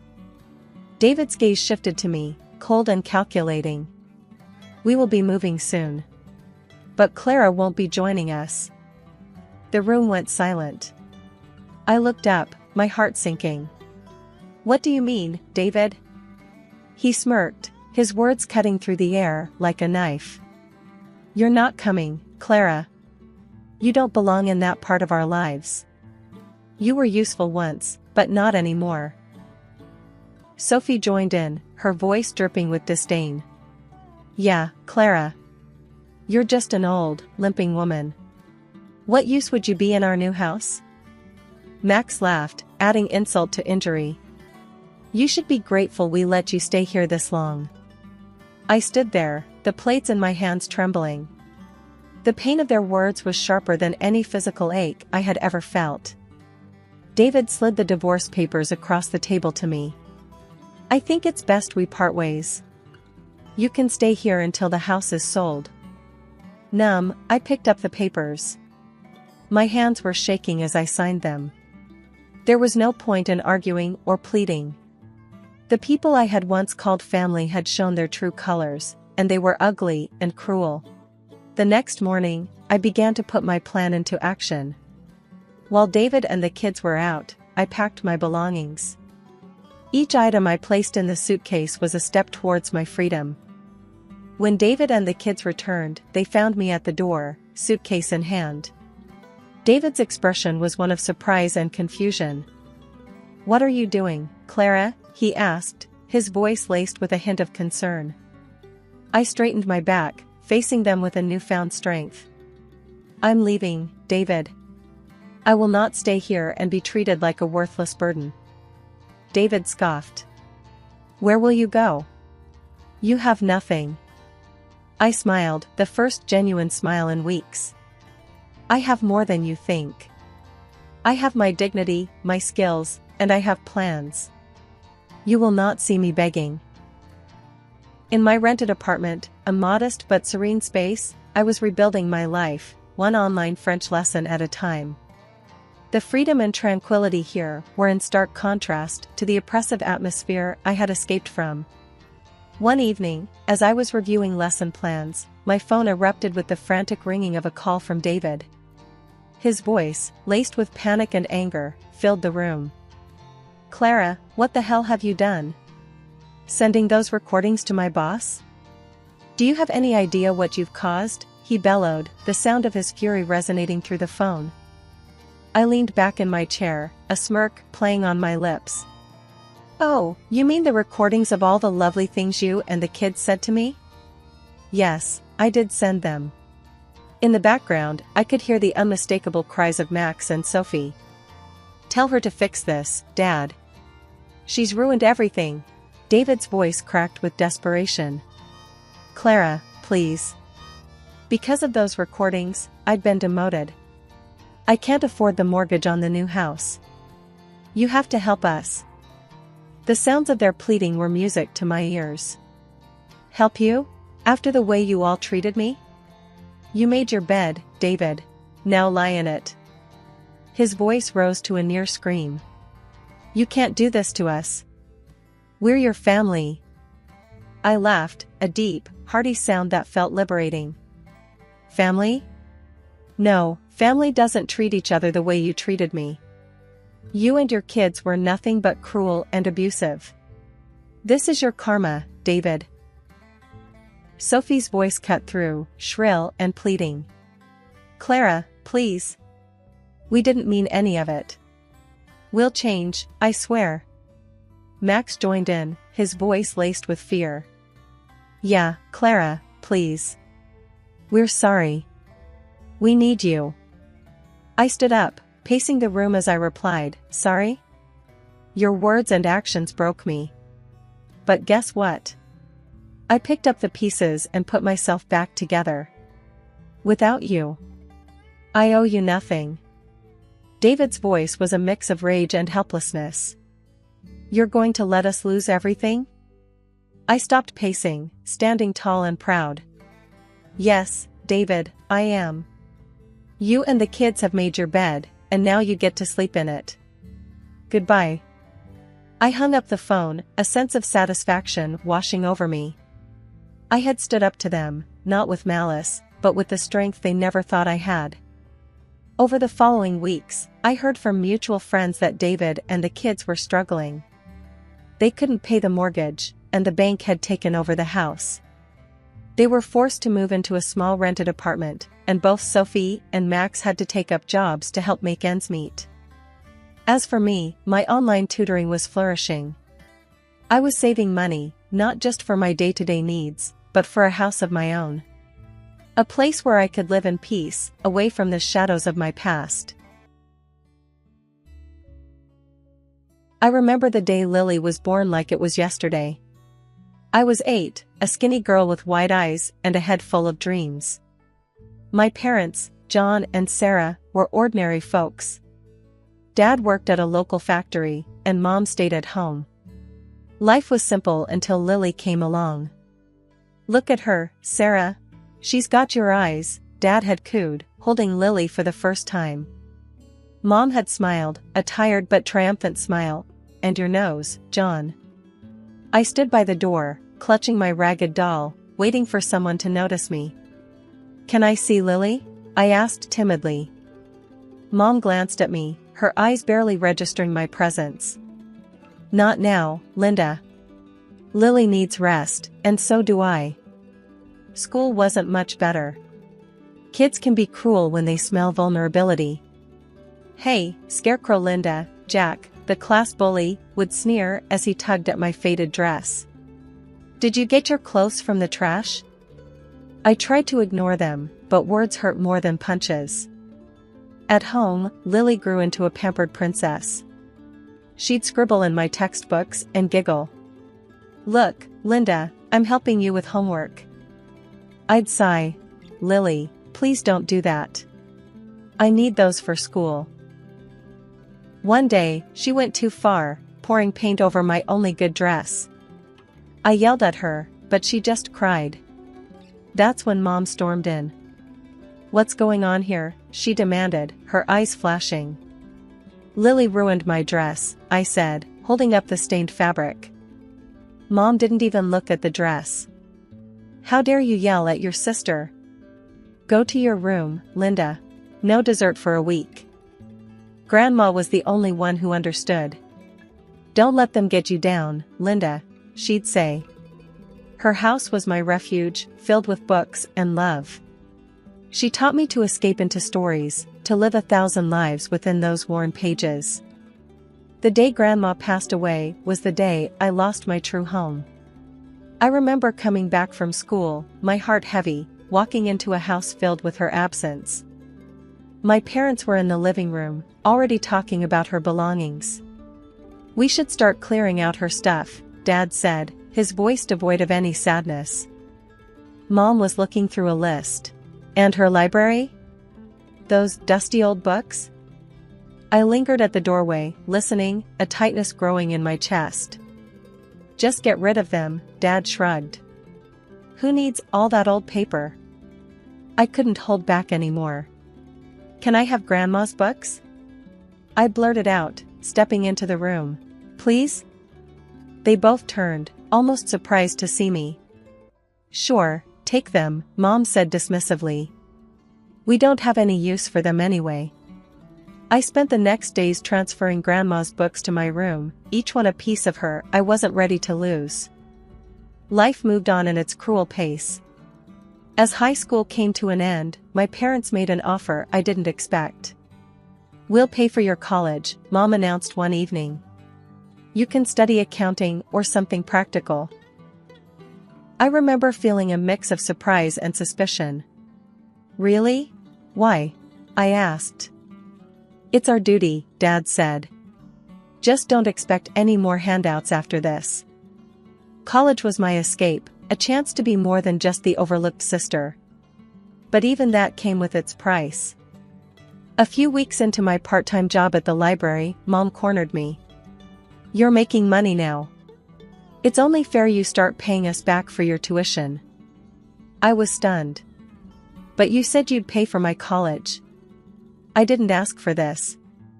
"Don't be ungrateful," she snapped. "Half your salary, that's the deal." The injustice of it burned in me, but I had no choice. Half of what little I earned went straight into their pockets. Years passed in this exhausting cycle: work, study, pay my unfair dues. My graduation was supposed to be a celebration, but it felt more like a reminder of the shackles I couldn't escape. At the dinner table, with Lily smirking beside me, my parents dropped another bombshell. "Now that you're working full-time, we expect you to continue paying us," Dad said, as if it was the most natural thing in the world. "What?" I was incredulous. "But I've been paying you all through college." "When does this end?" "It ends when we say it does," Mom said coldly. "You owe us, Linda." I felt a mixture of anger and helplessness. "This isn't fair," I protested. "Life isn't fair," Dad retorted. "You live under our roof. You follow our rules." And just like that, my dreams of independence, of a life where I could be my own person, were crushed under the weight of their greed and entitlement. In my room that night, surrounded by Grandma's books, I realized the stark contrast between the warmth and love they represented and the cold, calculating nature of my own family. These books were my only legacy, the only thing that connected me to a sense of belonging, of being understood. Life after college became a monotonous cycle of work and fatigue. Every payday, the same scene would unfold at home. "Linda, have you got your paycheck yet?" Mom would ask, her hand already outstretched, the moment I stepped through the door. I'd hand over half of my earnings without a word. It had become a routine, a bitter pill I swallowed each month. One evening, I mustered the courage to confront them. "Mom, Dad, I've been thinking," I began hesitantly, "maybe I can start keeping a bit more of my salary. I need to save up, maybe for a place of my own." Mom's expression hardened. "Your own place? Don't be ridiculous. You owe us, Linda. We paid for your education." "But I've been paying back. Isn't that enough?" I protested, feeling a surge of frustration. "Enough? You think a few $1,000s cover your debt to us?" Dad's voice rose. "We raised you, fed you, clothed you. You owe us for a lifetime." I felt my heart sink. But I never asked for any of this. I just wanted to go to college. "And who do you think paid for that? You think that was free?" Mom snapped. "No, Linda, you'll continue paying us, just as you have been." The unfairness of it all was suffocating. I had hoped, foolishly, that they might see reason, but their entitlement knew no bounds. Lily, ever the favored child, never missed a chance to taunt me. "Look at our little accountant, can't even afford a new dress," she'd sneer, flaunting the latest gadget or outfit they'd bought her. I remember one particularly hard day at work. I had stayed late, trying to finish a complex report. Exhausted, I reached home to find my family had ordered takeout, my favorite Thai food. For a moment, my spirits lifted. "Is there any left for me?" I asked, hopeful. Mom shrugged. "You should have been here earlier. Besides, you can buy your own food with your big salary." I retreated to my room, too tired to argue. Dinner that night was a stale sandwich and a cup of tea. Alone in my room, surrounded by the comforting presence of my grandmother's books, I felt the full weight of the life I was trapped in. I longed for more, for freedom, for a chance to live for myself. But every attempt to break free was met with guilt trips and reminders of a debt that I was beginning to realize might not even be mine. My life at home had become a ceaseless routine of work and servitude. Each day, I'd return from my job as an accountant, mentally drained, only to be greeted by the chaos of my family's demands. One evening, I came home to find the living room in a mess. Dad was lounging on the sofa, watching TV, while Lily was sprawled on the floor, surrounded by a pile of clothes. "Linda, you're back." Finally, Dad said without looking away from the screen. "Clean up this mess, will you? And start dinner. We're hungry." "But I've just got back from work," I protested weakly, my shoulders slumping. "Work? You call sitting in an office all day work? Lily scoffed, not bothering to lift her gaze from her phone. Try doing something useful for a change. Their words stung, but I was too tired to argue. Silently, I began picking up the clothes, my mind heavy with resentment. As I cooked dinner, the familiar sense of injustice gnawed at me. I was more than just their housekeeper, more than their source of income. But in their eyes, I was nothing more than an extension of their will, a means to an end. The next morning, I was met with another list of demands. Linda, take Lily shopping today. She needs new clothes, Mom instructed as I was about to leave for work. But I have a busy day at the office, I said, my voice strained with frustration. Oh, what's more important? Your job or your family? Mom retorted, her tone sharp. The irony of her words wasn't lost on me. My job was important only when it benefited them. Reluctantly, I agreed to take Lily shopping after work, sacrificing the little personal time I had left. At the mall, Lily flitted from store to store, her excitement in stark contrast to my growing despair. Isn't this dress cute, Linda? She gushed, holding up an expensive designer dress. Buy it for me. You owe us, after all. I looked at the price tag and felt a pang in my chest. Lily, this is too much. I can't afford this. Can't afford it? But you're the big earner in the family, she taunted, her voice dripping with sarcasm. Stop being so stingy. I bought the dress, my heart heavy with the knowledge that this was just another link in the chain that bound me to them. That night, as I lay in bed, I realized that my life had become a cycle of giving my time, my money, my energy, with nothing in return. I was trapped in a life of servitude, catering to the whims of a family that saw me as nothing more than a resource to be exploited. The day of my 30th birthday dawned just like any other day. I woke up early, hoping maybe, just maybe, this day would be different. That my family would remember and we'd have a small celebration, a moment of happiness. I walked into the kitchen where Mom, Dad, and Lily were already having breakfast. Good morning, I said softly. Dad glanced up. Morning. Make sure you're not late for work.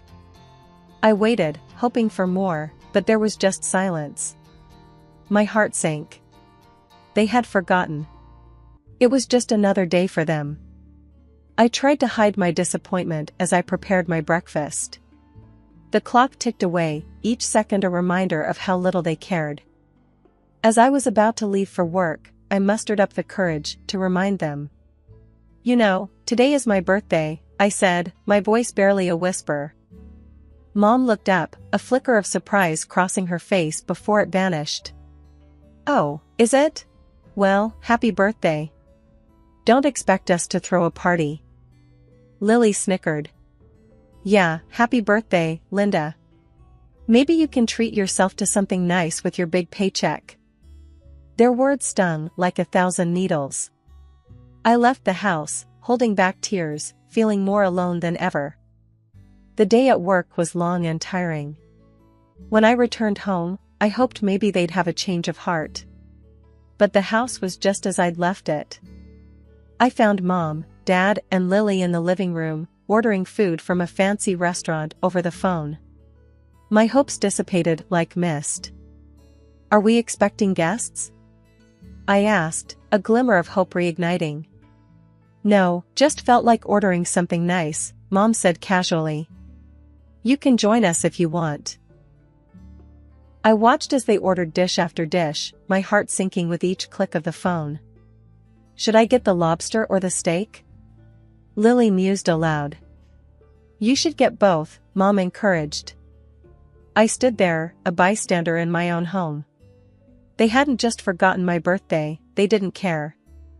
I retreated to my room, the walls echoing with their laughter and chatter. I sat on my bed, surrounded by Grandma's books, the only gifts I'd ever truly treasured.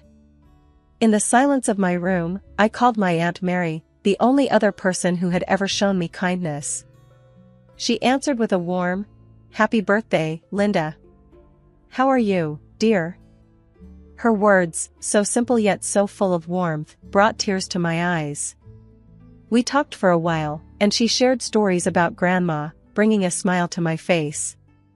Then she said something that stopped me cold. "You know, your grandmother would be so proud of you.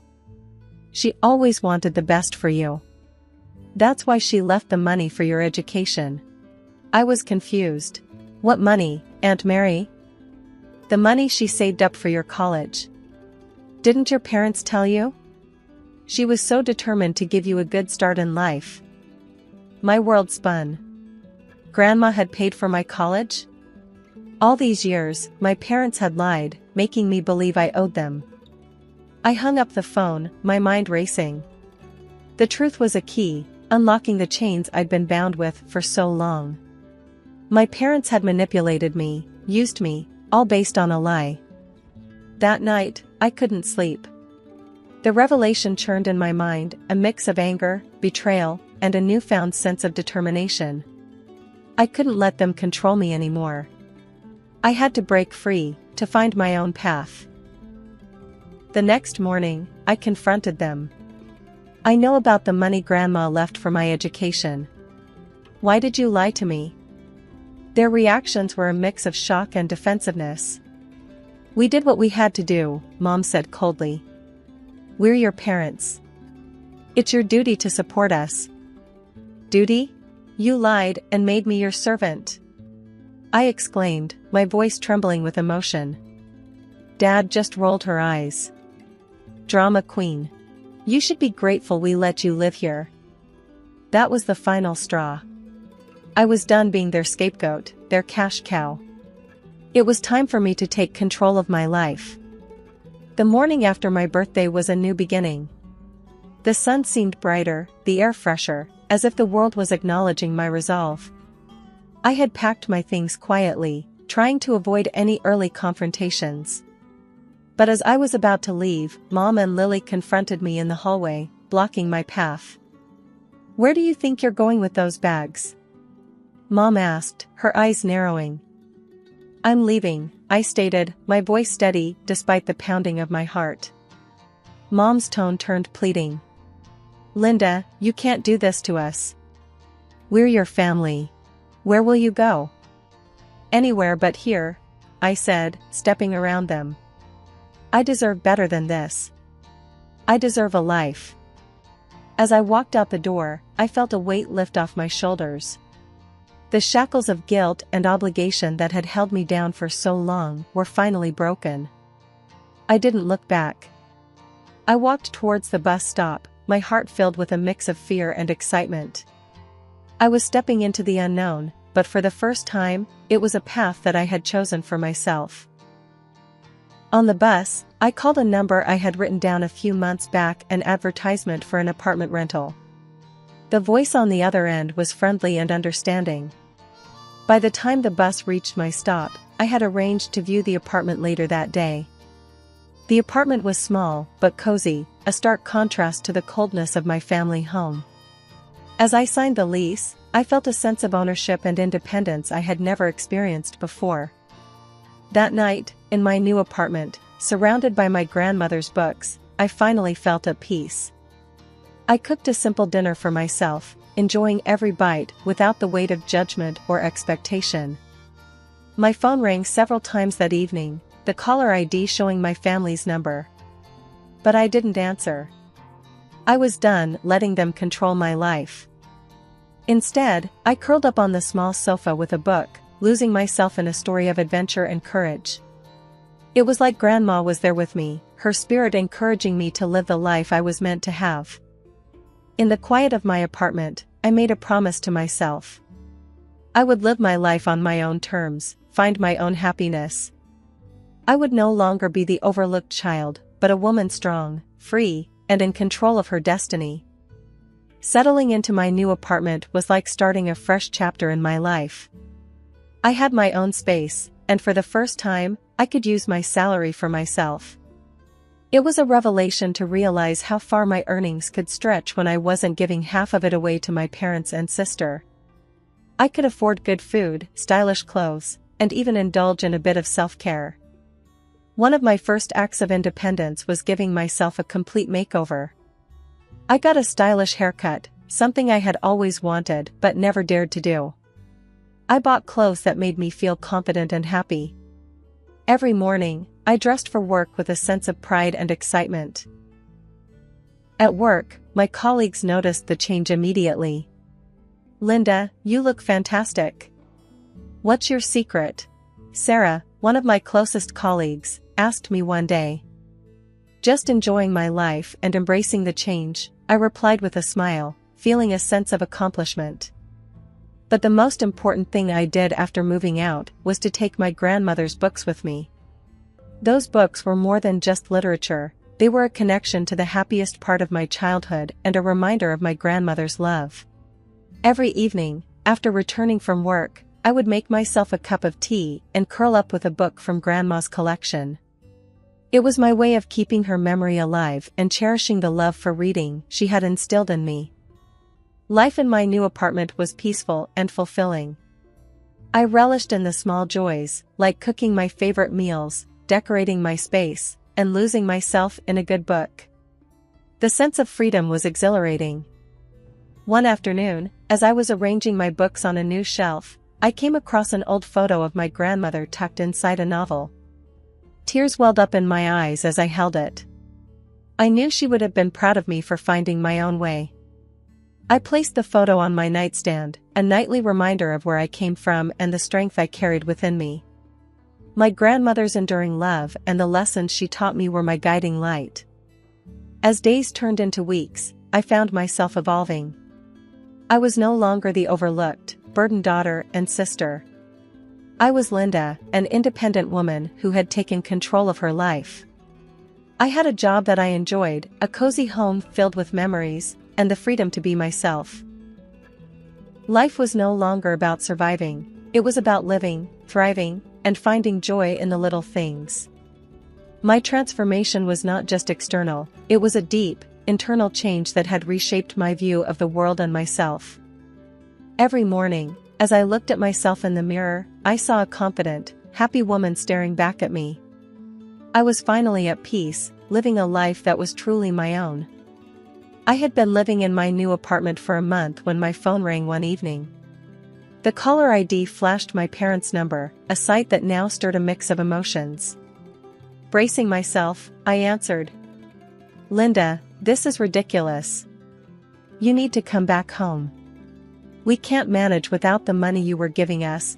Mom's voice was both pleading and demanding. "I'm sorry you're finding things tough, but I've moved on. Maybe it's time you both looked for jobs," I suggested, trying to keep my voice calm. "How dare you talk to us like that? After all we've done for you?" My dad's voice boomed through the speaker. "I've done my part for years. It's time for you to take responsibility for your own lives," I replied firmly. Their response was a barrage of insults and accusations, but I held my ground. "I'm not responsible for your financial problems," I repeated before ending the call. A few days later, there was a knock at my door. Opening it, I found my sister Lily standing there, her expression one of expectancy. "Linda, I need money for a new gadget. Just transfer it to me like before," she said, as if nothing had changed. I couldn't help but laugh at the absurdity. "Lily, I'm not your personal bank anymore. You should try earning your own money." Her reaction was immediate and intense. She began screaming at me, hurling insults and accusations. "You owe us. You're just a selfish, heartless monster." Her screams were so loud that they attracted the attention of my neighbors. Concerned, one of them called the police. Soon, 2 officers were at my door, questioning us about the commotion. After explaining the situation, the officers escorted Lily out, who continued her tirade even as she was led away. I blocked my family's numbers on my phone after that. I was done being their scapegoat and ATM. The next few weeks brought whispers of my family's worsening situation. Mutual acquaintances shared stories of their mounting debts and desperate attempts to find money. My parents, who had never worked a day since I started earning, were now doing odd jobs. Lily, too, found herself in a situation she had never imagined. The sister who once mocked me for my old clothes was now selling her designer outfits and expensive gadgets just to make ends meet. Despite a fleeting sense of pity, I reminded myself of their years of neglect and exploitation. They had chosen this path, and it was their responsibility to navigate it. In my world, life was blossoming. My job was going well, and I was enjoying my newfound freedom and independence. My apartment, once a distant dream, was now my haven of peace, filled with memories of my grandmother and her books. One evening, as I sat in my reading nook, a sense of profound contentment washed over me. The once overlooked and undervalued daughter had transformed into an independent woman. I had broken free from the chains of familial manipulation and emerged stronger. I'm Emma, a 34-year-old photographer, recently turned full-time mom. My world, once framed through the lens of my camera, now revolved around the tiny bundle of joy sleeping in the next room.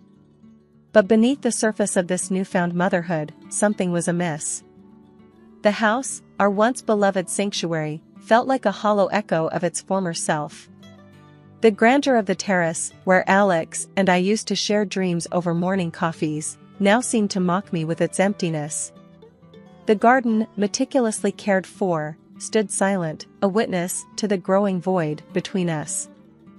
I still remember the day I came home from the hospital, our baby boy cradled in my arms. I expected warmth, tears of joy, something, anything. Instead, Alex greeted us with a glance that barely hid his indifference. "Honey, aren't you excited? Say hello to your son," I nudged, trying to mask the tremble in my voice. Alex barely glanced at our baby, his eyes void of the spark I used to know.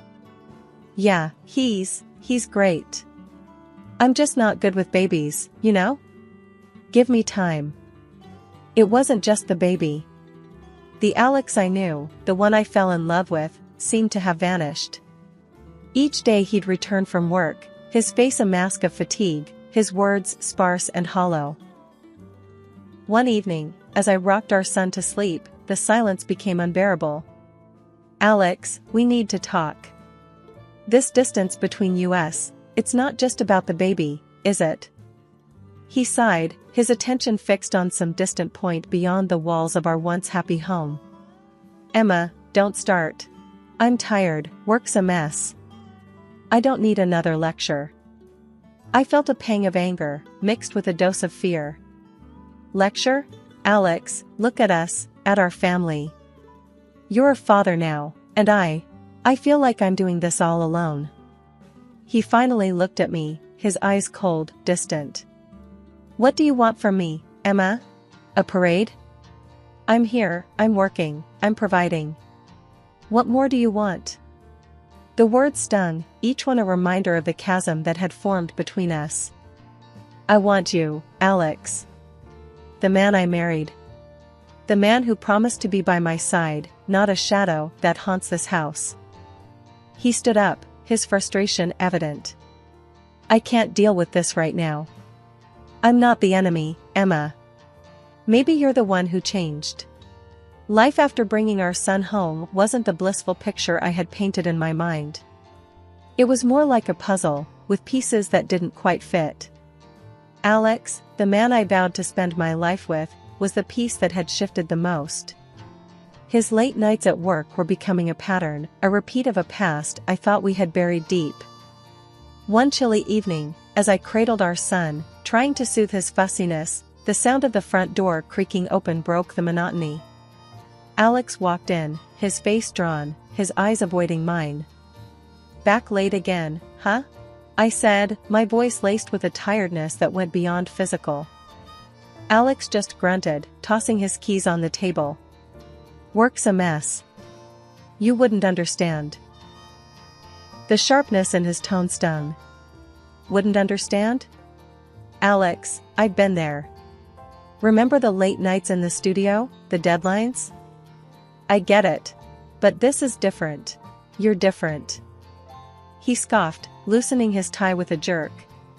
Different how? Because I'm trying to provide for this family? Because I'm not jumping with joy every minute? I bit back the retort that sprung to my lips, choosing my words carefully. It's not about providing, Alex.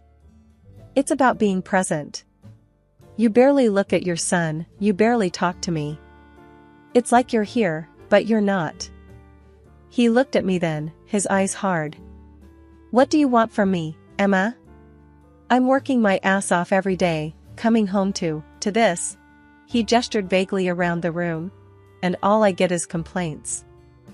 The hurt was raw, real. Complaints? Is that what you think this is? Alex, I'm worried. About us, about you. I see how you avoid us, how you're pulling away. It reminds me of before. The air turned icy. Alex's face tightened, his jaw clenching. Before? You're bringing that up again? I thought we were past that, Emma. I thought we agreed to leave that behind. I held our son closer, his small warmth a stark contrast to the chill between us. Leave it behind? How can I, Alex, when you're acting just like you did back then? Late nights, the distance, the silence. It's all too familiar. He threw up his hands, frustration radiating off him. So, what, you think I'm cheating again? Is that it? You think I haven't changed? The question hung in the air, heavy and unwelcome. I don't know, Alex. I don't know what to think. All I know is that something's not right. And it's tearing us apart. He ran a hand through his hair, a telltale sign of his stress. Tearing us apart? Maybe it's your constant accusations, ever thought of that? Maybe it's you who's not letting us move forward. And just like that, he left the room, leaving behind a silence that was louder than any argument. It was just another mundane afternoon when my phone buzzed with a notification. A message from someone I didn't recognize. Curiosity piqued, I opened it, not knowing that those few lines were about to shatter the fragile piece of my world. Emma, you don't know me, but I think it's time you did. Alex has been living a double life, and I'm the other woman. My heart stopped. This had to be some sick joke. But then I saw the pictures attached. Alex, not just with this woman, but with children, 3 of them, each bearing a resemblance to the man I called my husband. I was still reeling from the shock when Alex walked in, earlier than usual. Back so soon? I managed to say, my voice a mere whisper. He shrugged, clearly oblivious to the storm raging inside me. Yeah, things were slow at the office. I held up my phone, the picture of him with that woman and the children filling the screen. Slow, huh? Is this how you kill time? His face went white, the mask of indifference crumbling in an instant. Emma, what? Where did you get this? The words felt heavy, each one a stone sinking in the pit of my stomach. From her, Alex. Your other woman. He tried to grab the phone, but I pulled away, my eyes never leaving his. So, it's true then? The late nights, the distance. It wasn't just work, it was them. Alex sank into a chair, his facade shattered. Emma, listen, it's not what you think. I laughed, a hollow sound that echoed in the silence. Not what I think. Alex, the pictures don't lie. You have a whole other family. How long? How long have you been lying to me? He buried his face in his hands, a defeated figure. A few years. It started small, I didn't mean for it to go this far. A few years.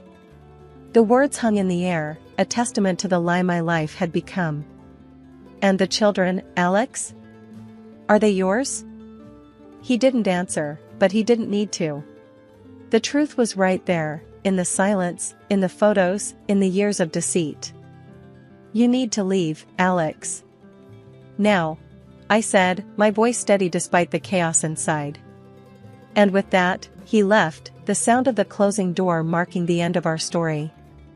I sat there, alone, holding our son, the only real thing in the mess that was my life. Just when the dust seemed to be settling, life decided to throw another curveball. I was in the middle of a feeding session with my son when the doorbell rang, slicing through the quiet of the afternoon.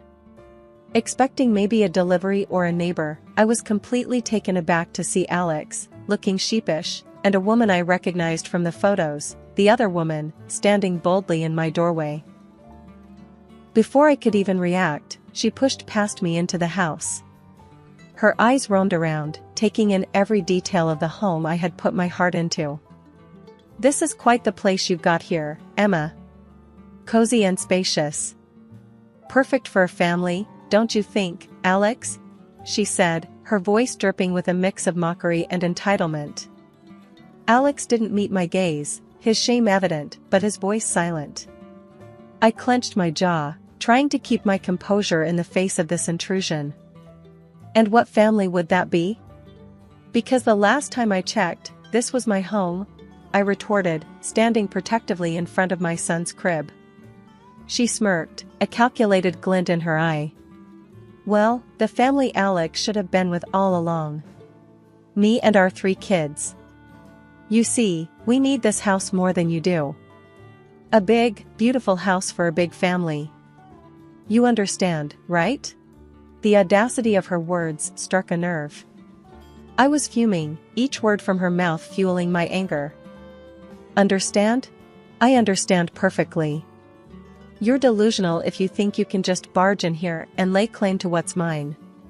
Alex has no right to this house, and neither do you." Alex finally spoke, his voice barely a whisper.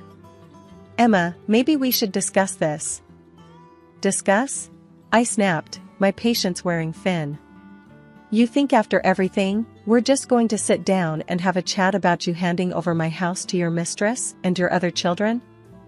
The woman paced around, her eyes scanning the room like a hawk.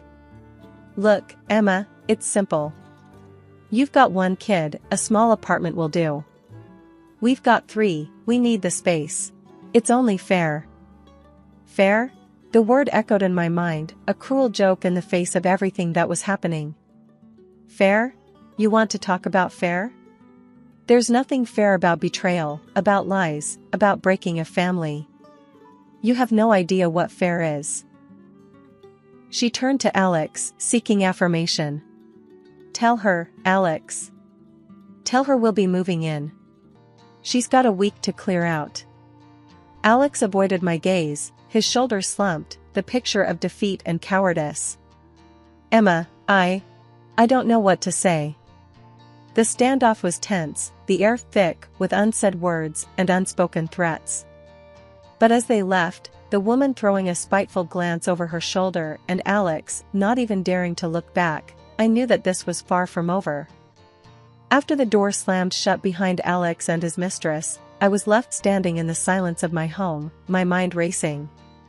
The nerve of them, coming into my house, threatening to take everything I held dear. But as the initial shock subsided, a plan began to form. It was time to reveal the truth, time to claim what was rightfully mine. The doorbell rang, its chime echoing like the start of a showdown. There they stood, Alex looking more defeated than ever, and his mistress, her arrogance undiminished. "Time's up, Emma. We're here to move in. Did you pack your stuff?" she demanded, her eyes gleaming with triumph. I stood in the doorway, my stance firm. "Actually, I didn't pack. And you're not moving in. This house is mine, and I have the documents to prove it." The woman's face faltered, confusion mixing with her anger. "What are you talking about? This is Alex's house too. We have rights." I couldn't help but smirk, the tables finally turning. "No, you see, that's where you're wrong. This house was a gift from my parents to me. Alex's name isn't on any of the documents. He has no claim over this property." Alex shifted uncomfortably, avoiding my gaze. "Emma, I thought we could work something out." "Work something out? After you cheated, lied, and then tried to kick me and your son out of our home?" I don't think so, Alex. The mistress interjected, her voice shrill with panic. This can't be happening. You're lying. Alex, tell her she's lying. But Alex remained silent, his eyes downcast, the truth of the situation finally dawning on him. It's not a lie, I said, my voice steady. This house is mine, and you have no legal right to be here. So, I suggest you leave before I call the police. The woman's eyes darted to Alex, seeking confirmation or maybe denial. But Alex stood silent, his head hung low, the truth too heavy to bear. But we have a family, we need this house.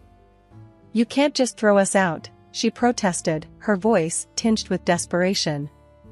The only thing I'm throwing out is the lies, I countered.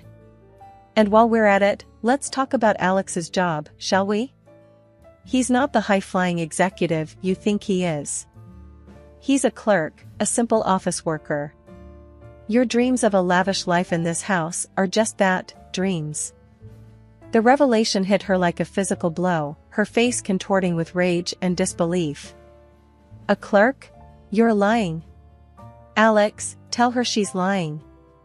Alex, however, remained silent, his shoulders slumped in defeat. The charade was over, the truth laid bare for all to see. You've been living in a fantasy, fed by Alex's lies. But it ends now, I declared, my voice firm. You have no place here. It's time for you both to leave. The confrontation was intense, the air thick with tension and unsaid words. But as they turned to leave, the mistress's parting glance was filled with venom and vows of revenge. This isn't the end, Emma. You'll regret this, she hissed, her dreams shattered by the harsh light of truth. It was a crisp morning, the kind that usually promised a peaceful start, but peace was a luxury I could no longer afford. The sound of the doorbell shattered the calm like a rock through a window.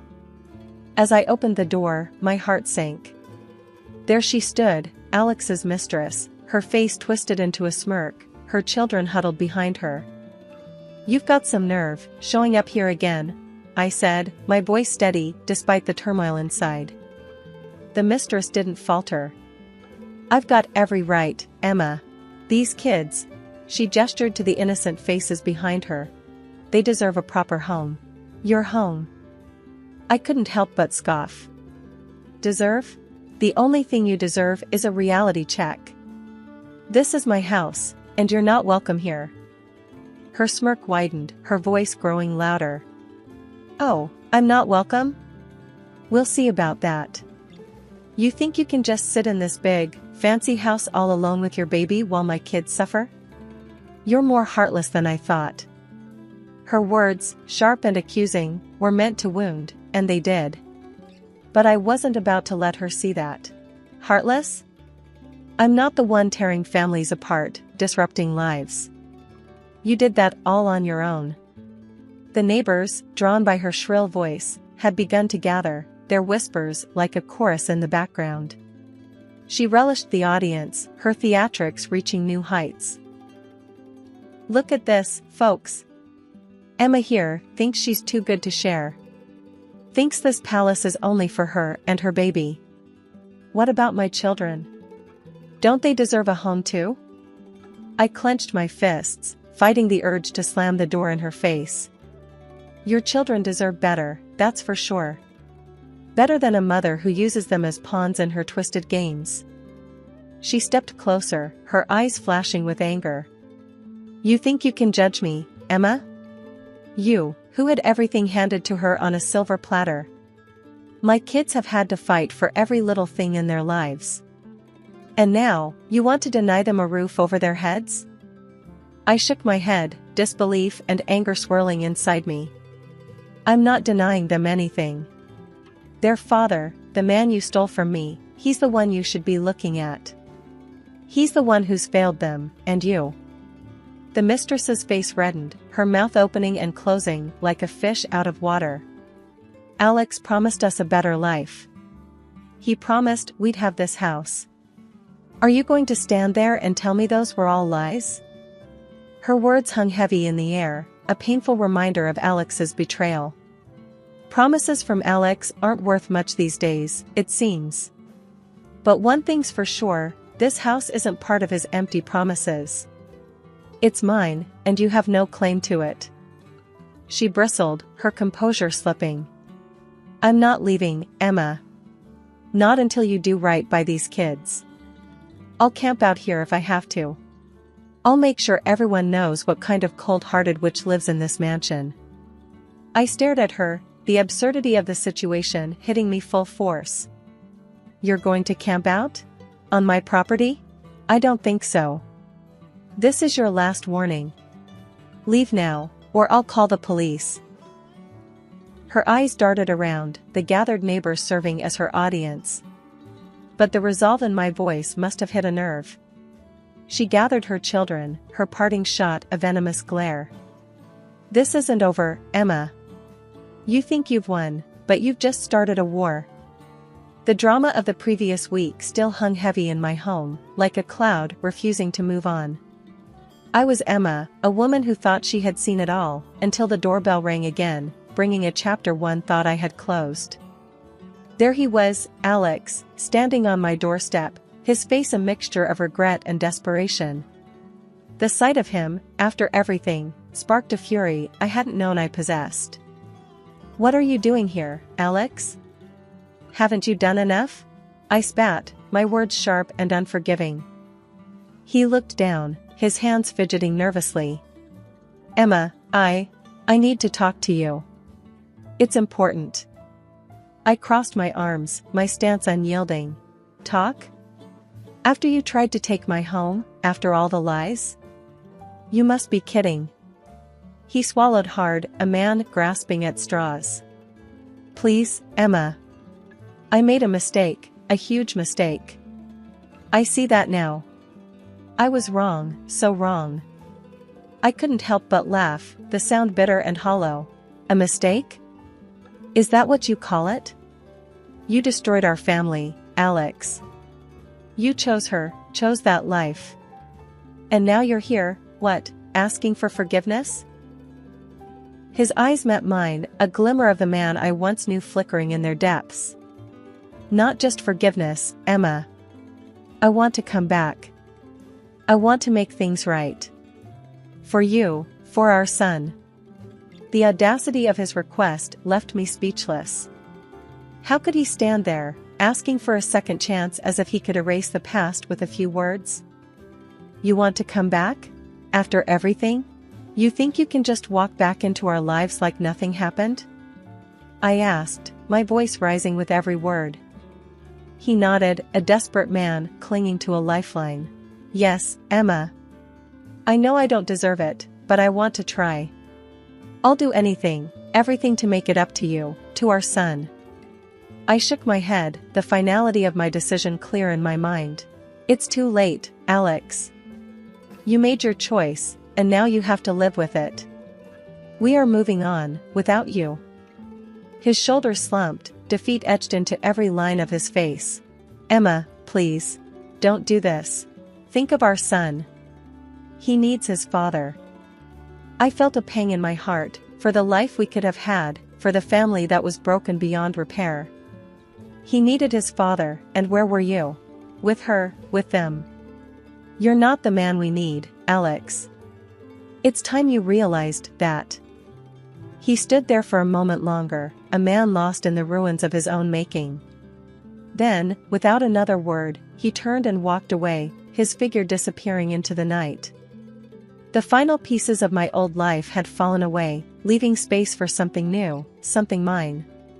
The divorce papers were signed, and Alex was now just a person from my past, a shadow that no longer darkened my door. He was ordered to pay alimony for our son, a small justice in the grand scheme of things.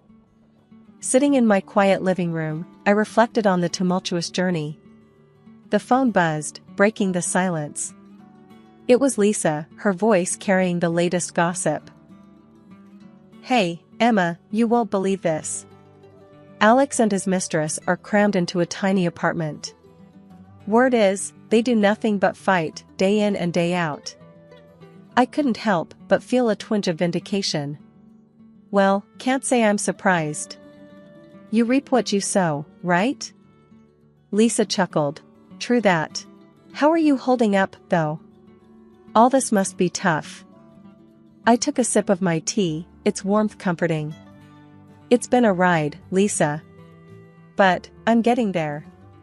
Each day feels a bit lighter, a bit more mine. You're the strongest person I know, Emma.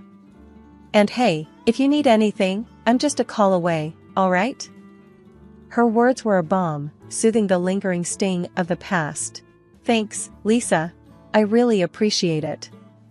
The conversation drifted to lighter topics, the normalcy a welcome change. After hanging up, I gazed around the room. This was my space, my sanctuary. The battles fought within these walls had left scars, but they were healing, turning into stories of strength and resilience. I picked up my camera, an old friend I had neglected. The weight of it in my hands felt right. I snapped a few pictures of the room, of my son's toys, of the life that was slowly piecing itself back together. Each click of the shutter was a declaration, a statement that while the past was a part of me, it didn't define me. As I put my son to bed that night, his tiny hand clutching my finger, I whispered promises of a future bright and unburdened. Outside, the stars twinkled, a vast canvas of possibilities stretching out before us. Alex and his mistress were just a chapter closed, a lesson learned. Our story, the one that truly mattered, was just beginning, and it was going to be a beautiful one.